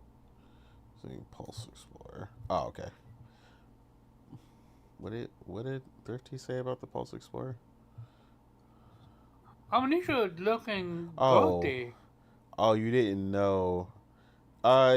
Yeah, the dual thing. So the Pulse Explorers are like the other Pulse headset. They can link via Bluetooth um, to your phone, and then also link directly to like the PlayStation. So yeah, that is a feature within those as well. That's the dual setup feature like that has been popular lately for a lot of devices. That's actually how my headphones work with the Steel Series Nova Plus. I have it linked to my phone all the time, and then I can also uh, hear my PlayStation on a completely separate line coming into my headset, and get the full surround sound and all that stuff, and 3D audio. Yeah, Onimusha's looking real good, and Onimusha's a classic. So if they nail that, man, Onimusha could be real big. But yeah, Yeah, Omnisha, but also Pragmata. Crowd said, uh, yeah, he um, said he Crowd said getting said an he said 80. it's 80. I feel like it could be an 85. I'm not gonna lie. If the combat looked phenomenal, but it shot. Do they add to it, or will it just stay like that the entire time? That was Omar, gonna make. Omar, Omar, have you ever played an Onimusha game? I'm not talking about Monucha. I was talking about Pragmata. Oh, okay. No, But on Mucha, no, I have been on record saying I never played any single Mucha games. This is gonna be my first one. yeah, seems like it's gonna be a good place to start. Yeah. But yeah, Onimusha's looking real good as a major And fan. again, it's not a Soul game, so that's another plus. Yeah, that is a plus in this day and age. With the flood of that coming We out. take what we can get with this industry. Oh yeah, I forgot. They're also Microsoft should be releasing Forza Horizon 6 next year though. So, but again, there's no promise that it's going to be as good as Forza Horizon 5. But yeah, that alone would definitely won't be enough next year. So hopefully they can get the rest of this stuff out and really nail it down, especially State of Decay 3, because that's the one I'm really looking forward to them. So I really hope that team knocks it out the park and gets the funding they need. But yeah, uh, we'll run it over real quick to our last topic here. Um, So you're really gonna skip me, yeah? I thought you went. No, you didn't ask me. Oh, I thought you said Sony. No, I didn't. That was Oh, Omar. Yeah, we skipped them. We absolutely did. well, I mean, it threw me off there. Congratulations. Omar usually doesn't jump in like that, so that threw me Oh, off. that was my Wow, fault. now you're blaming me. Thank I you. mean, you normally don't, sir. You usually sit in the corner and wait. So we were just flowing in the conversation. But yeah, go ahead, Weeb. My bad. Yeah, this year definitely Sony. Yote and Sony too. I mean, what am I gonna do? Lie? Not gonna lie, anticlimactic as fuck. I thought maybe you're gonna say Nintendo or something. Nah, I knew he Nah. was gonna get No, no, he no, was no. gonna Real give me the talk. No, no, no, sauce. no. Real talk. You did enjoy Bonanza, right? Yeah, but that's not enough. Not enough. Maybe if Metroid came out, then It's not out yet, so you can't even argue that. That is fair. Also, I think it will ultimately miss the cutoff because isn't it December launch? Yeah. Yeah, I think it's gonna miss the cutoff. So I think what'll happen is it'll count for next year. So depending on what they release for you next year, maybe it'll be Nintendo for you next year if we count Metroid. No, no, So no, no, no. Next year's gonna be Sega. Sega, shit, Yeah, I Stranger hope. than Heaven is coming out next year. Kiwami Uh, 3 remake. okay, I hope. I hope so. Because I'm down for that. Stranger Than Heaven looks really good. Yep. Cool. Yeah, so we'll just go ahead and run into our last topic real quick before we get out of here. Um, everybody's kind of seen it. Some people are playing it. I don't really know who in the audience is playing it. I don't really think anybody that really watches the show is really into Pokemon like that. Anyway, but like I said, right now we got kind of a tale of two long-time monster raising franchises with Digimon and Pokemon releasing pretty close together. Obviously, they've been compared for years, both in their animated adaptations as well as their games and so on and so forth. Obviously, Pokemon has been a much bigger, much more profitable franchise, and for most people, including myself, they've been the top game. But um, you know, while Pokemon, ZA, has come out now, and a lot of people are, stating they're enjoying it. There's obviously been a lot of discussion about some of the cardboard cutouts, the weird no voice acting sections where they're looking like they're supposed to be singing and having a concert, and there's literally like no noise at all. Like it's not even just like no singing. There's just no noise. It's just weird. Um, but at the same time, while you've got some people, who are obviously picking it up, Pokemon is going to sell regardless, no matter what they do, which is personally not a good thing to me. Like to me, like if something looks like it probably has issues or should be spoken up on, it's something that I definitely think, especially if you're a fan of a series, you should want to speak up about it. So while you're definitely getting some middling or mixed reviews coming back from people, I see a lot of people enjoying one aspect of Pokemon ZA personally. Like some people are like, oh, I really like the battle system, or I really like this. Like people are liking one or two things and then like not really feeling the rest of it, but they're also not complaining about it. But they're just like, oh, I like this one thing really well. And of course, the character models seem to be where all the budget was spent for for Pokemon ZA, with some of the models looking pretty good. But then, of course, you've got these cardboard cutouts all around this city, being locked into a city, which is also an unusual or weird trait for a Pokemon game, which was, about this grand adventure, about you leaving home and going to explore. And it's like, that's not really the case. Despite the city being large, it's definitely not, like the size of a region, and so on and so forth. So there's that as well. If you're enjoying it, you're enjoying it. No shade. But then on the other All hand, the shade in the world, except something better. Play something better. I mean, I'm kidding, but it's yeah, just no voice acting in 2025. It's crazy.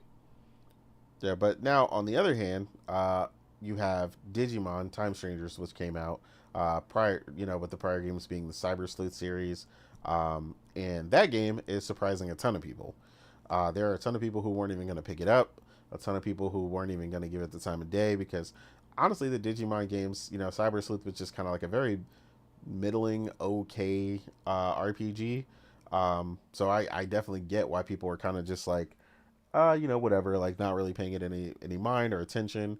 Um, but now that a lot of people are playing it, a lot of people are seeing and pretty much unanimously loving the game. Honestly, everybody's kind of seeing it's better, much better than the prior games. It just seems like whatever went on with this title. I don't know who they gave it to or who decided to kick it into fifth gear. But I mean, the game has improved literally across the board. Like I said, I myself have about 25 to 30 hours in the title, and I'm just loving every minute of it. Over 450 Digimon. I mean, they're just going crazy. Like all they could really do at this point.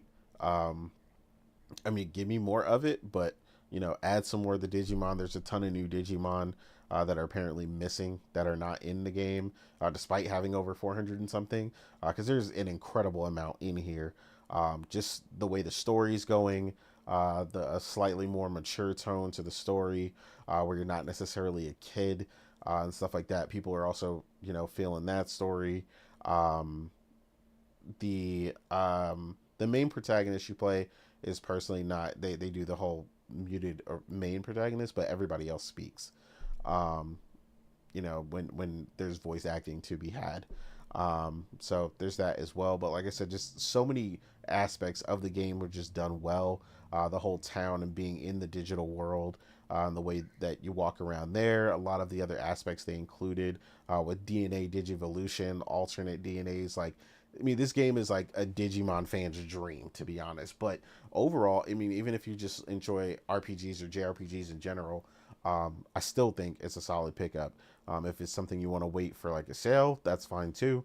But I think it's definitely something, if you at all like turn-based combat, like is definitely something everybody, even if you're not a Digimon fan, specifically. I just think it's just a great JRPG. I recommended it to a few people. Some people picked it up. One of the guys I recommended to, he finished it, and he just, in his review, he was just like, if you would have told me in the beginning of the year one of my favorite games I played this year would have been a Digimon game, I wouldn't have believed you. Like, he just had no idea. Nobody's seen this coming. I hadn't seen Oh this yeah, coming. you were gonna skip it, weren't you? I Yeah. remember you saying, I am not interested in this game. This is not even on my radar. And what do I see them? It's almost like either you have FOMO or you're locked Well, in no, with the person. I played the demo.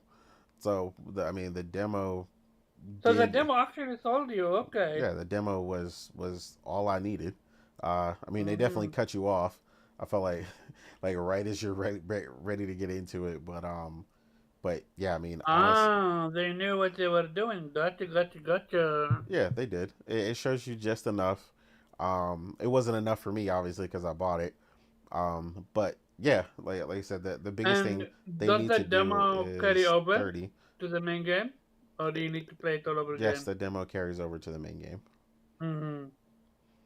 But yeah, one of the biggest missteps for them personally, hopefully something they rectify and patch. This is why I picked it up on PC, because on PC, this was another big surprise, right? And this is a big reason I picked it up on PC. It's I can play up to 144 FPS, and also it had ultra wide support even in the demo, which anybody who has played on PC or knows how Japanese publishers tend to support PC, ultra wide support in a demo is crazy. Like they usually don't even support ultra wide at all. Never mind supporting it in a demo. So supporting ultra wide and high refresh rate out the gate was crazy. So yeah, another big W for them in that Oh regard. yeah, and 60. That's the biggest issue. No 60 FPS on PlayStation. So Yeah, yeah. on console period. So yeah, hopefully that's the biggest complaint right now as far as the console. If you're going to play it on console, that it is stuck at 30. Obviously, that doesn't bother some people, but that was a big complaint for me because I would have honestly picked it up on PS5 or PS5 Pro if it was 60 at least on the consoles. Uh, so hopefully they'll patch that. They recently did a survey for it, where honestly the game has exceeded Bandai Namco's expectations. So it does look like they're really looking to push for some DLC or adding new characters or new Digimon and some other things. So hopefully the 60 FPS patch is something they can manage for consoles because I definitely know some people waiting in the wings to see if they do add that, which is understandable because, like I said, that's the whole reason I bought it on PC. But everybody doesn't have that option or want to play on PC, so hopefully they can get that fixed and patch that in. But yeah, like I said, it's just kind of interesting.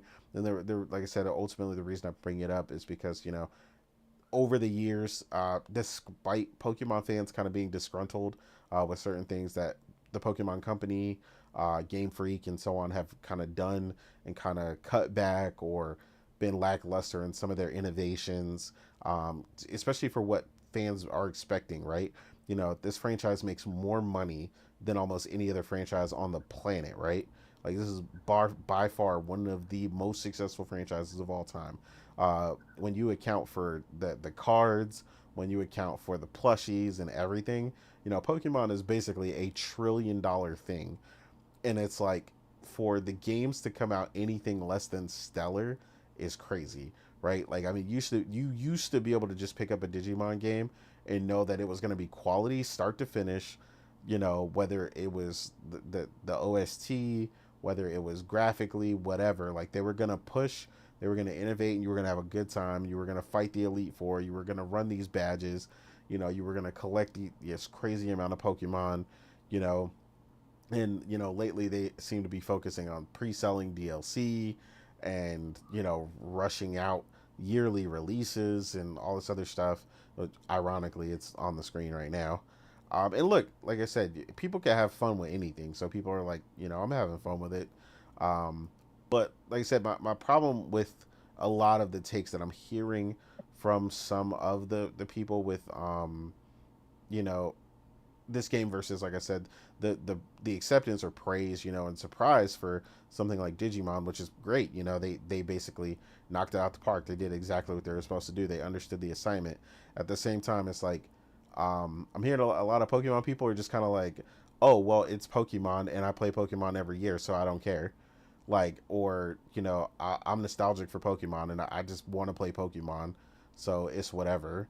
And it's like, to me that's crazy because it's like, and this goes for any game. It's not just, this isn't just a Pokemon game, but this is like a weird need to feel like people are trying to silence criticism in general in the gaming community, and that shit is mad dangerous, and that shit needs to stop, like immediately. um if anything, if you love a franchise or you love a specific game, that's the type of game or moments you should be critical, and you should provide feedback as a fan of that item so that it could get better. Like, to me, I'm not seeing that from Pokemon fans when I was at one point, and I feel like there's like this middling or weird acceptance that whatever they give you is whatever you're going to buy, and they don't care. Like, a large portion of them, not everybody, because some people are definitely giving it the smoke, um on social media, rightfully so, in a ton of areas. Like I said, these cardboard cutout things, when the city is the only place you're in and the city is looking like a cardboard cutout, is crazy to me. Like, that is absolutely one of the laziest things I've ever seen in development. Like I said, that stuff needs to be called out, man. Like you can't just be like, oh well, it's whatever because I'm having fun, water blasting in the middle of the city. Like okay, you can enjoy one aspect of a game and criticize another part of it. Like I'm not really sure why that's like a lost concept for some people. Um, and some people are just so distraught over people criticizing it or having a conversation about it that they just kind of want to try and shut all criticism out. And like I said, yeah, we definitely need to stop that, nostalgia or not. Like I said, as I started Pokemon with Red and Blue. Like I've been a Pokemon fan you know since 1998. Like I've been about that life, but I'm not about to sit here and just accept whatever they give me and as they throw things at the wall to see what sticks. So yeah, I mean, I definitely think in general this is more so not just about these particular games, but what could happen when one game wasn't really expected to do nothing crazy and did really well. And yeah, it should be rewarded for that. It should be praised. It should be shouted out from the rooftops. That's why I recommend Digimon 100% to a lot of people who are into that type of genre, right? But then I definitely want to criticize and take the moment to criticize some of the negative or lazy aspects that Game Freak, whoever is responsible, right? I hate the thing when people try to like, well, it's not Game Freak, it's Pokemon Company or it's Nintendo, whoever it is. All of them are involved with this title. They knew what they were putting out the door. They played it. They all saw it. They saw what they were doing when they were developing this title. So yeah, I mean, this stuff should definitely be called out. We got to stop giving passes to companies, whether you like them or not, man. Like it's just not it. And a lot of times, sadly, it is the Nintendo delegation doing it. But in this case, it's not specifically Nintendo because Pokemon fans are a whole separate breed, and it's been kind of crazy. Oh yeah, they accept mediocrity. That's the reality of things. Yeah, so it's definitely a dangerous, slippery slope that people are just kind of some people are just kind of condoning, whatever you get, which is crazy. We should never do that from some of these companies. I mean, these companies got to work for your dollar, right? Like y'all go to work all the time. Plenty of us have gone to work when we don't want to, you know what I mean? And it's like this company wants to earn and charge you $70. They should earn it. And again, it's not about whether or not, it's not to say that some people are not enjoying what is there, right? But don't just accept exactly what's there when you see issues or other things you would criticize, but then don't say anything just because it's a Pokemon game. And I see this with other stuff too, right? In the JRPG community, like I said, and I've said this before that uh, which it was just on screen here, but was it Dragon Quest, can do no wrong. You can't want better for Dragon Quest. You can't want a more exciting story for Dragon Quest. You can't want a more mature story for Dragon Quest. You can't want anything for Dragon Quest except more Dragon Quest. Because it's like the fans for Dragon Quest are so rabid that it's like they're ready to accept whatever's given to them, but it's like fans can't be vocal about things that they want, for the future of the series or, for the series potentially to evolve, right? But yet these same fans are upset when the game doesn't, do the numbers they wish it did, or it doesn't, so on and so forth. So it's like you want something to stay the same. You don't necessarily want to improve it, which is crazy. And then you're upset when, only the same 5 million people or whatever, the game typically sells, and that's it.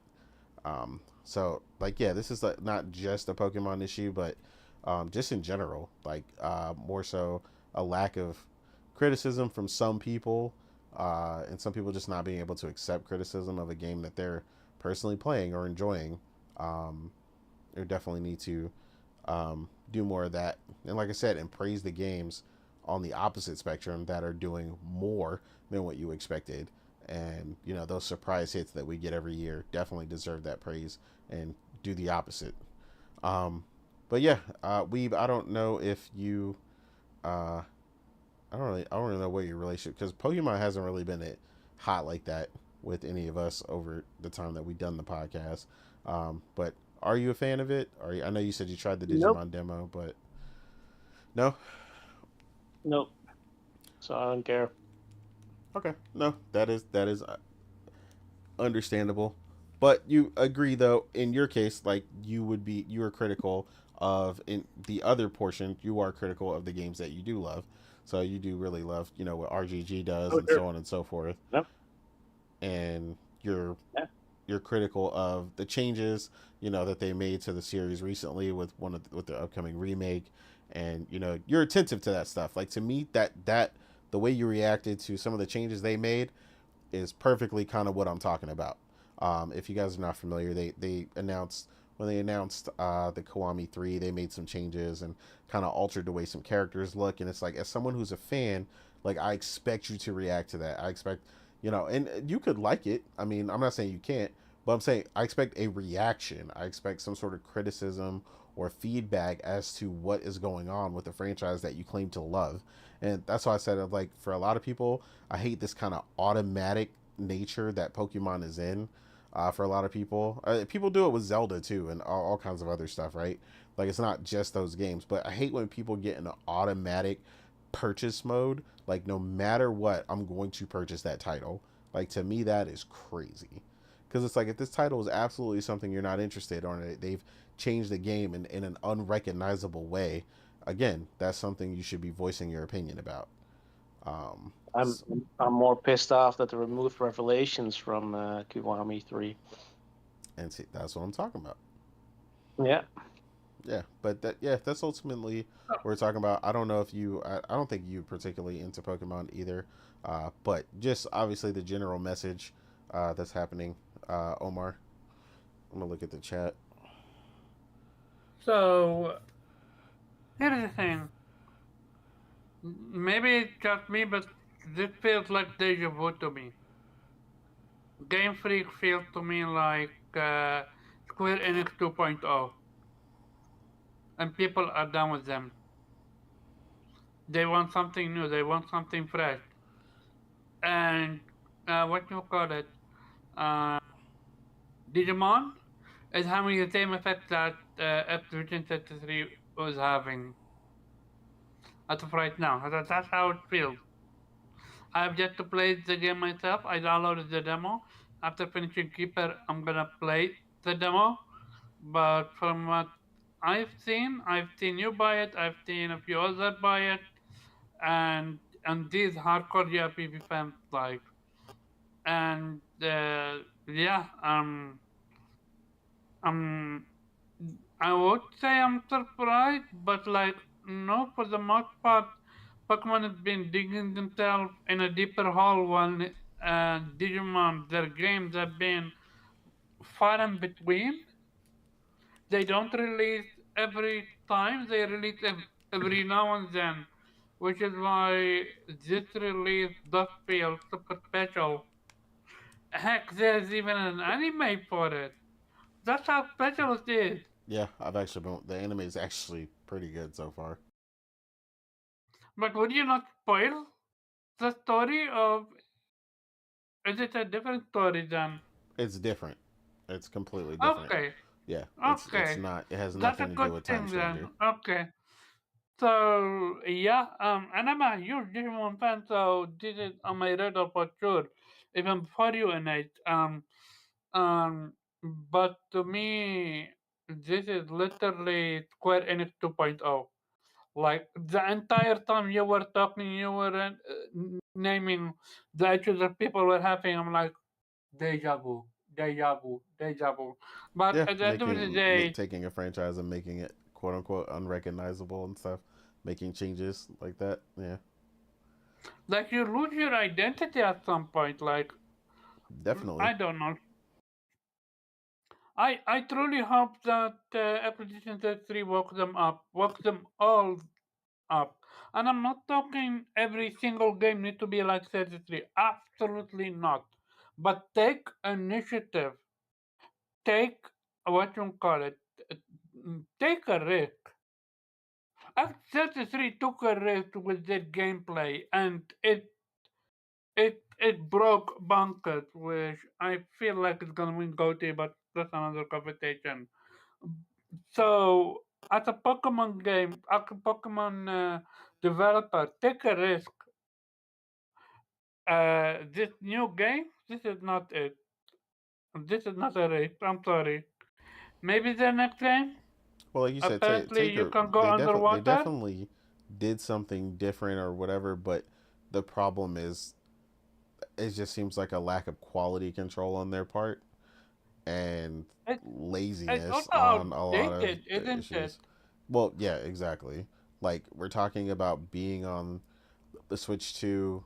It seems like the Switch 1 was like a greedy thing because when you see people playing on the Switch 1, like the textures on the buildings don't even load and stuff like that. So it's like it seems like it was a combination of being lazy but also them being greedy and trying to still include it on the Switch 1 because they knew the Switch 2 uh, wouldn't have, a certain amount of sales at this point. So they tried to force it between the two, and the game really seems to struggle on the Switch 1. Like people are falling through the map. They should have skipped. Should have skipped which one then? I mean, they should have, but again, we deal with the company greed, and people think that Nintendo is not a part of that, but they definitely are. No, they Uh, are absolutely are. No, we're not doing that. I have a question. The game that the franchise that you love from Nintendo, Fire Emblem, is on the screen right now. Does it have voice acting? yeah, it does. Uh, then it's not a then it's a Nintendo problem with Game Freak. The fact that they allow. At some point, you just gotta ask yourself, why is there no voice acting? You're literally one of the big. I feel like I'm not sure for sure, but I feel like Pokemon may be bigger than Mario, but I'm not sure about that. But it's not bigger. It's close at big at Mario, and you're making billions from it. M- Uh, put some effort, add some money to your company. Like, I don't know, dude. It's frustrating to see how they're treating the Pokemon license. No, Like, I agree. I have seen some pretty dark Pokemon, what do you call it, concept, and they look insane with the insane graphic with uh, basically it was 18 plus. It had gore and stuff like that, but that shit looked insane. Torterra or Bulbasaur looks phenomenal in them, but with this, you're like, do you even care about the IP? I don't. I truly. Well, Nintendo own Pokemon, so nobody else can catch it, can pick it up. But hey, and it's so difficult to start your own IP and be successful like that. But this is why I've always wanted PlayStation to create their own JRPG, because I know they would nail it. Hey, look who we have here. Yeah, the Yeah, sleepyhead I has heard joined the us. tune. I heard the tune, but it didn't show up on screen. Only when it showed up, that's when I saw it. But yeah, go ahead, Morgan. How are Yeah, you? how are Oh yeah, and you? happy birthday. Thank you. Birthday. Yeah, Sorry for they showing up told you late. you're fine. I already told everybody you were asleep, and I already know you stayed up. It's fine. I ain't even call you because I know it would have been. I know what it's like to be dead tired and Oh yeah. somebody trying to wake you up, and you're just like, I'm not. If anything, you probably wouldn't have even made the show at all if I would have tried to wake you up, Yeah, because then you would have rolled over and went back to sleep, and then it would have just got good again, and you wouldn't have even made it. Yeah. I got back home at like 3 and I was like, okay, 2 more hours to the show. I could probably like stay up. As soon as my head hit the pillow, like I died. So Yep. I was just like, oh, okay.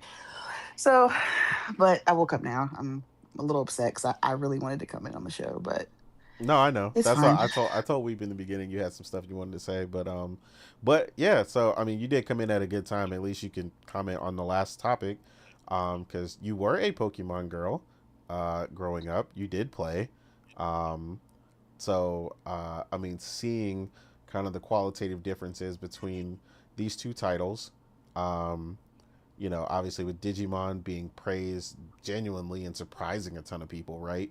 On one hand, you got a franchise that's known for kind of middling quality. Some of the games are really big hits, usually on PS1 and so on and so forth. And then, um, you know, the games have been kind of okay over the years, but then boom, you've got Time Strangers and it comes out and people are loving it and it's going crazy. People who are not even Digimon fans going in and just so hype. And then on the other hand, you've got Pokemon, which again, some people are enjoying it. We're not saying some people are not. But you also got a lot of people, on the other hand, just kind of in automatic purchase mode where it's like a Pokemon comes out, I hit the buy button. Um, and those same people are also just kind of like, despite not feeling certain aspects about the game, seeing the cardboard cutout nonsense, the weird, concert with no voice acting and no noise, no anything happening, and it's just super weird on screen, and like a lot of things just seeming like they just cut a ton of corners on this game, and then it's like, oh, but I'm enjoying the battle, these same people just kind of trying to attempt to silence criticism, you know, when if it's a franchise you really love and you really have been about Pokemon and really loved it for all these years, it's something you should be vocal about, and you should let them know that's not something that you're feeling, or where the shortcomings are in this title. Don't just accept whatever we get, because that's kind of what the message I feel like a lot of people are sending and a lot of Pokemon fans are sending. And I even had told you, uh, which this is an unusual comment for even this person, right? Like I had mentioned that Mighty Keith specifically was like he was enjoying the combat, but my problem was the statement that he specifically said when he was just like, well, I mean, I'm Pokemon is nostalgia for me, and that's all I really need. And I was like, that is a terrible way to think about that. Like again, it pick up the title, you're enjoying it, nothing wrong with that, but like when you see all these issues and you knowingly see these titles and you're critical of other titles, when they have shortcomings, when they seem like they cut corners and all these things, and it's like, oh, but Pokemon, whatever, it's Pokemon, so who cares, right? I love Pokemon, like, and it's like that's crazy to me. And then like you said, we've had this conversation about Pokemon in particular, where we talked about when they were on the Game Boy and the Game Boy Advance SP, and even some of the earlier DS titles and so on, like it was fine, and then they just started, like you said, when they went full on 3D, it just seems like they just kind of lost their way. um but yeah, I don't know, how are you feeling about, I guess, the general reception? And I mean, do you agree that you would be critical of something that you loved because you expect the best of it? Um, yeah, I just feel like Game Freak is kind of playing on people's, nostalgia levels. And I think that's, especially with the situation with Mighty Keith, I think, when it comes to Pokemon, they're kind of hoping that that's how we feel like, oh, it may have this and that wrong with the game, but hey, it's Pokemon. I love Pokemon. So, I'm going to play it anyway, kind of thing. Exactly. Um, I was talking to you about how the other day about, I grew up with Pokemon. I love Pokemon. I used to watch it, you know, I used to collect the cards. I used to like watch it every morning before I got on the bus, right? Like it used to hype me up in the morning, hearing that theme song. Like I said, I played the game. Like I loved it on my Game Boy, like, Gold, Sapphire, like all the OG Game Boy games, right? I had like every single one. Hmm. So it's like this isn't coming from a place of hate. Like I absolutely love the games of Pokemon, but it just seems like ever since Pokemon went 3D, that I don't know what happened. It's just like Game Freak kind of just doesn't really care to keep up the quality like of it, at least in comparison to other big IPs or big AAA. Like I'm not at all asking for them to go like a photorealistic, Rockstar or Naughty Dog level, right? But I just want them to put a little bit of effort in comparison to other like Japanese JRPG turn-based S games, right? And it's like if you're not going to put effort into making these, 3D games, um, up to standards of today's games, then me personally, I just wish you would go back to 2D. Like I was telling you yesterday how I wouldn't mind if, and this is probably just, me because I have, a weakness when it comes to 2D HD. I Yeah, love that art style. But I was like, look, they just need to go back. They just need to do, if they did like a Octopath style game, Octopath style art style for Pokemon and just went back to like 2D. I would love that. I would absolutely get a Switch immediately just to play that game, right? I feel that. I think if you're going to not put that full budget into it and try to get the best out of Pokemon, then what's the point? I mean, I think it's so weird. I've been looking at clips of Pokemon and seeing that, they have full like almost looks like, like they actually have the full kind of mocapped out voice acting, but there's no sound coming out of, the character's mouth. I'm like, why would you animate them actually being looking like they're able to talk, but then no sound comes out? It's weird to me because it just makes it look like there's like a glitch. Like there's No, like, you have it this does kind look of weird. sound bug, and that would bother me the entire time because I would be expecting words to come out and maybe not even, actual words in English or Japanese, but do some gibberish, right? Just make them say something, make some kind of noise come out because when it's just dead silent when they're moving their mouth, it just It looks is weird. It weird. just like what was the point of doing full lip animation if you're not going to have any sound come out? Like it just seems like you use the budget to go out of your way to lip sync to the to the subtitles, but then didn't bother to just do the next little step of actually putting any voice acting with the lip movement. It's just so weird. It's like, well, I don't understand what the point of actually doing that was.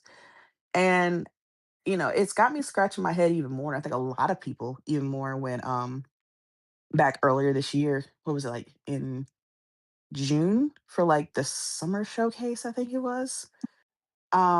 Where I think during like the Xbox show, we saw Game Freak announce a AAA like actual big title for the first time outside of Pokemon. It was like the Beast of Reincarnation, and it looks good. Yeah, It it looks did. like a modern AAA game, high end graphics. Like they really, used a budget, and it's going to be up here with to the standards of the rest of the AAA industry. So it's obvious that it's not a skill issue because at least within the eyes of this trailer of Beast of Reincarnation, it looks like Game Freak is going to make a nice, visually appealing looking game. So it's not oh um, Game Freak is unable to make a nice looking game. So it's just okay. So they're just doing that for Pokemon. Interesting. So is Yeah. this like, I'm just wondering, is this like a budget thing? Is this like a Nintendo demand? Like, hey, listen, we're Well, only gonna like this is somebody a said very the popular. Pokemon company themselves is kind of weird. Uh, So like when okay. it comes to Pokemon and like they have a specific idea about the way that they want things, and like Hmm. this is why I said the dynamic between the companies are weird because it's only on Nintendo, but Nintendo only has like an agreement basically to the games, but the Pokemon company is like its 100% own entity, and they own Hmm. like everything, like full sale, like full Right. on, and then they just don't make the game, and they just basically allow Game Freak to make it, but it's like while they'll allow Game Freak to continue to make it, they are the ones, allegedly imposing these weird limitations, or like you said, these weird budget constraints.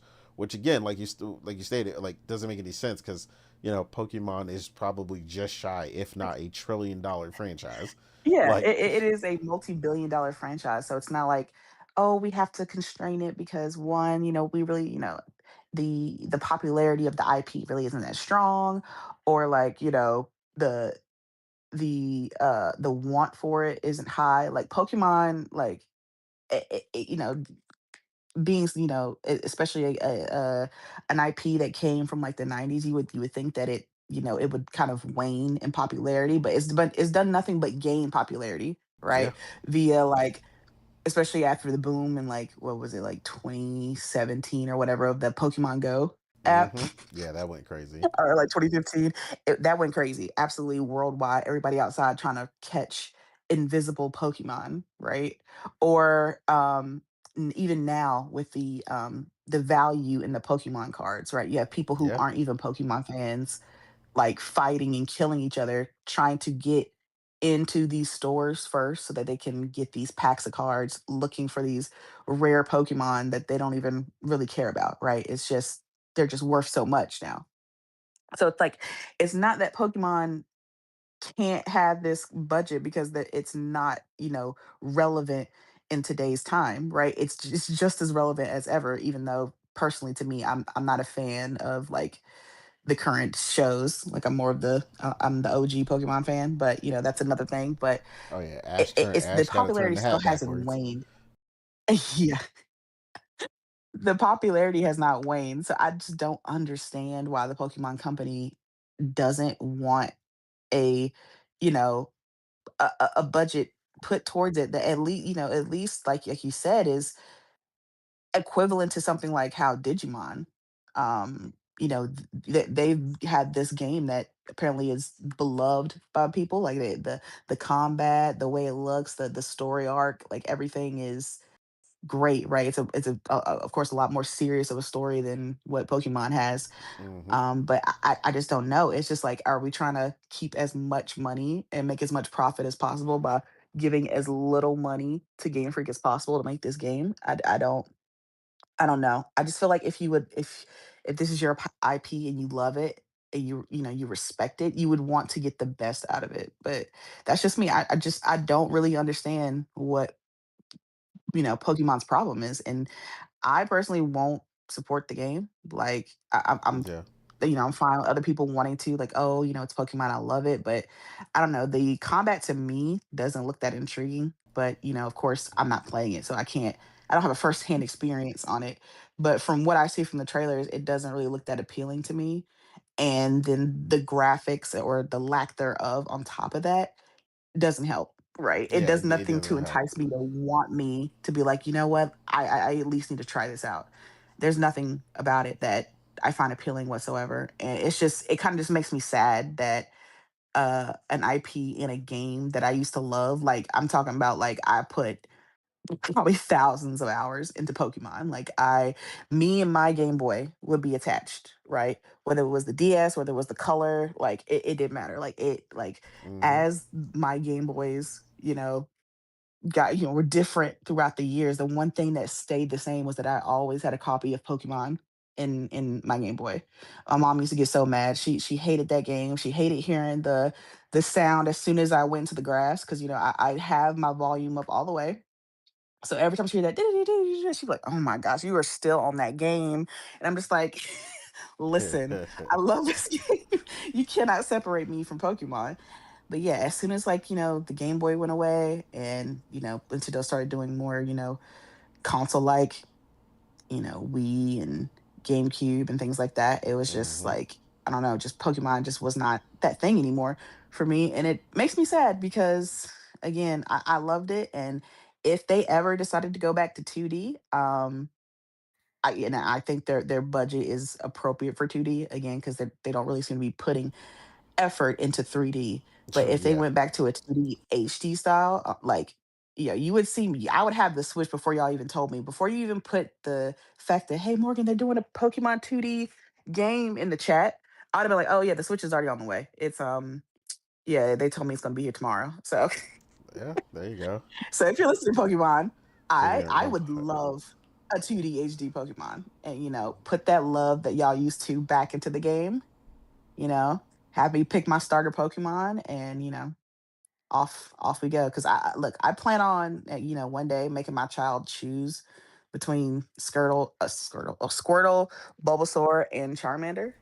As a rite of passage. the And original if they three. don't choose Charmander, they will be going up for adoption.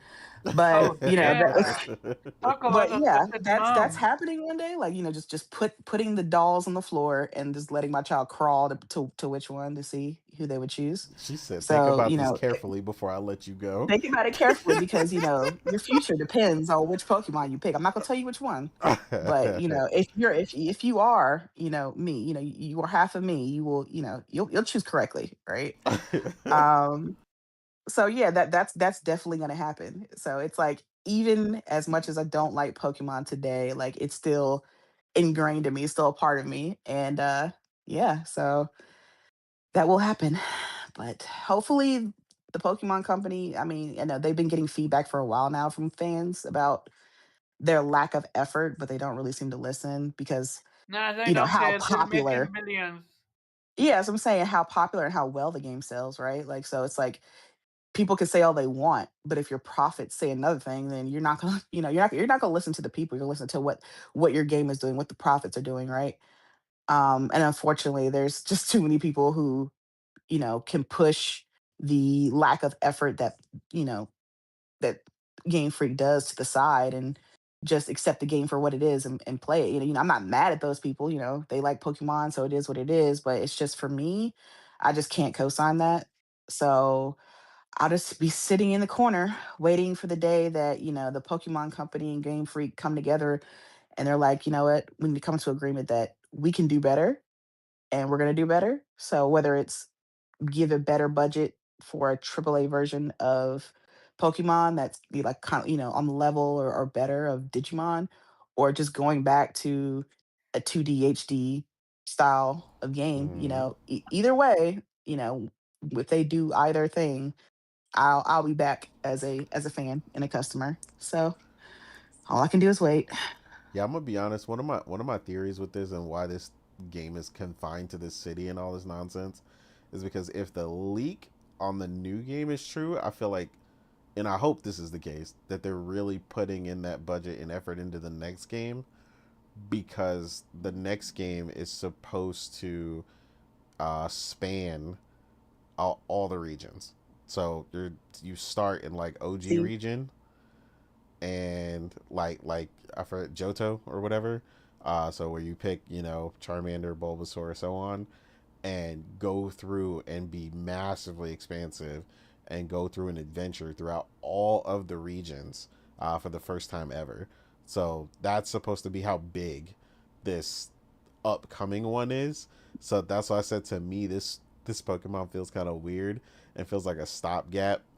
And like I said, the whole thing with confining you to a city and this environment. Some people are saying it's pretty big, but I mean I've seen that the edge to edge of the city. It's not that big.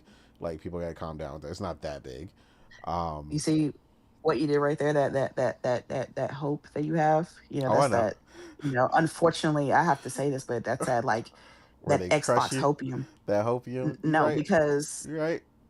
that's the same thing that they said, about the Series X. Like, the reason Xbox isn't supporting the Xbox One anymore, It's because the they're real working on reason the is because they're future. moving on to the next console is going to be the one, right? That's going to be where we get the games and everything's going to happen and blah blah blah blah, right? That's why they stopped supporting it. So it's that's what the rumor is, right? You can't do that. We've fallen for that too many times. We just have to wait Oh man, for she said, "Don't fall for the Game okey Freak doke." to. Yeah, yeah, we can't fall for that. Like, that's the classic. Oh, we don't have a budget for this game because it's the next one. Yeah, okay, we'll see, we'll see. No, shout out to Thrifty, Bulbasaur gang, baby.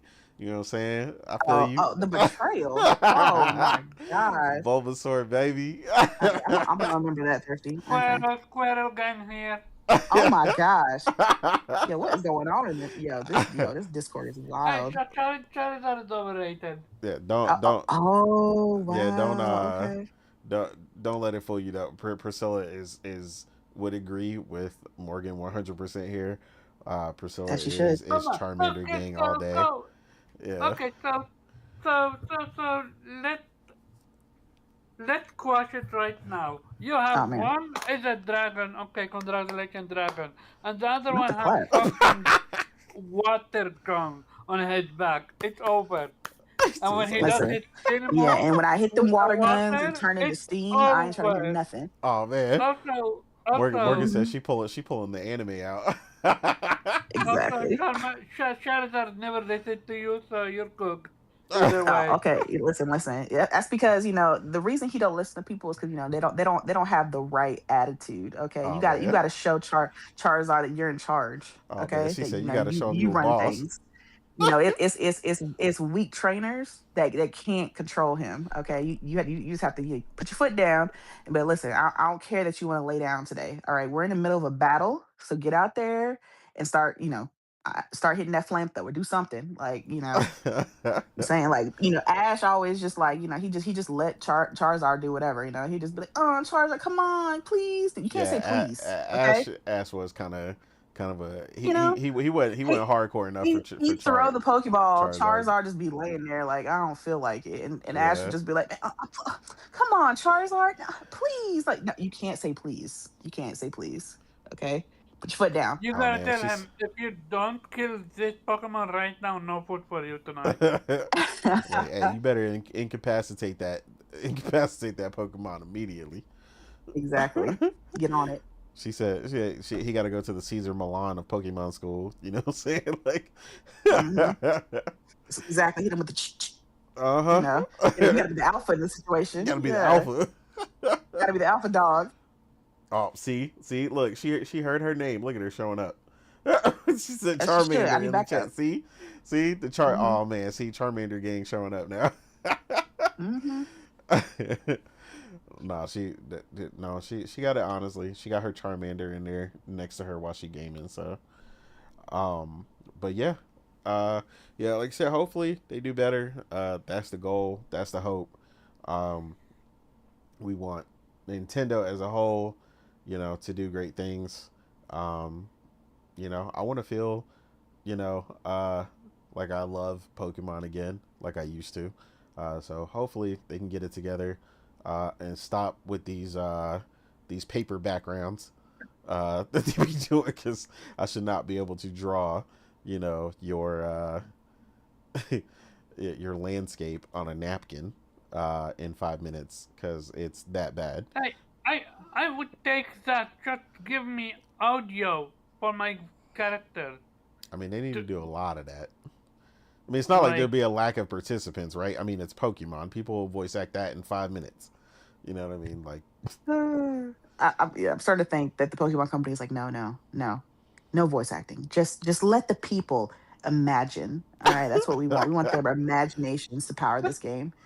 oh Like man, it's just so disappointing because they put all the effort into like lip syncing the animations, but yeah, then like again, nothing comes out. It would honestly, I this is couldn't play it. PlayStation It would 2. drive me crazy because I'd like in my mind the way we're programmed as gamers, I would just think, oh my god, there's an audio bug. Like yeah, it would just bother me so much. yeah. I think people don't. Some people might not get it if they haven't seen it and understand, because like there's mute protagonists in games, but So it's not awkward. it, but it's Yeah, not like exactly. that. Like it's They weird. put It so literally much looks like There's they're effort. supposed plenty to of be there. JRPGs with mute protagonists or just subtitles, but usually there's no kind of lip sync or anything. It's just the subtitles and like the sound of the subtitles typing, or it's got like the fake, almost like simoleon voice. Yeah, It's like put something Also, there. either a main character mute and everyone else talk, a la Joker. Yeah, Joker. yeah, that too. And Mhm. so, but we're so far done with all of that. Look at 33. Every character was main. Every character had voice acting. Like, it's Yeah, that I mean, simple. even the side characters. I mean, people you only saw literally like once. You know, even like his sister in the beginning. And people you only talked Yeah, to one time in the she city. talked So for what, 30 seconds, but her speech, not gonna lie, was empowering. yeah, And what's his name? SK? His voice acting is phenomenal. I'm gonna rant about this for the entire year, but hey, do you have time or do you need to end it?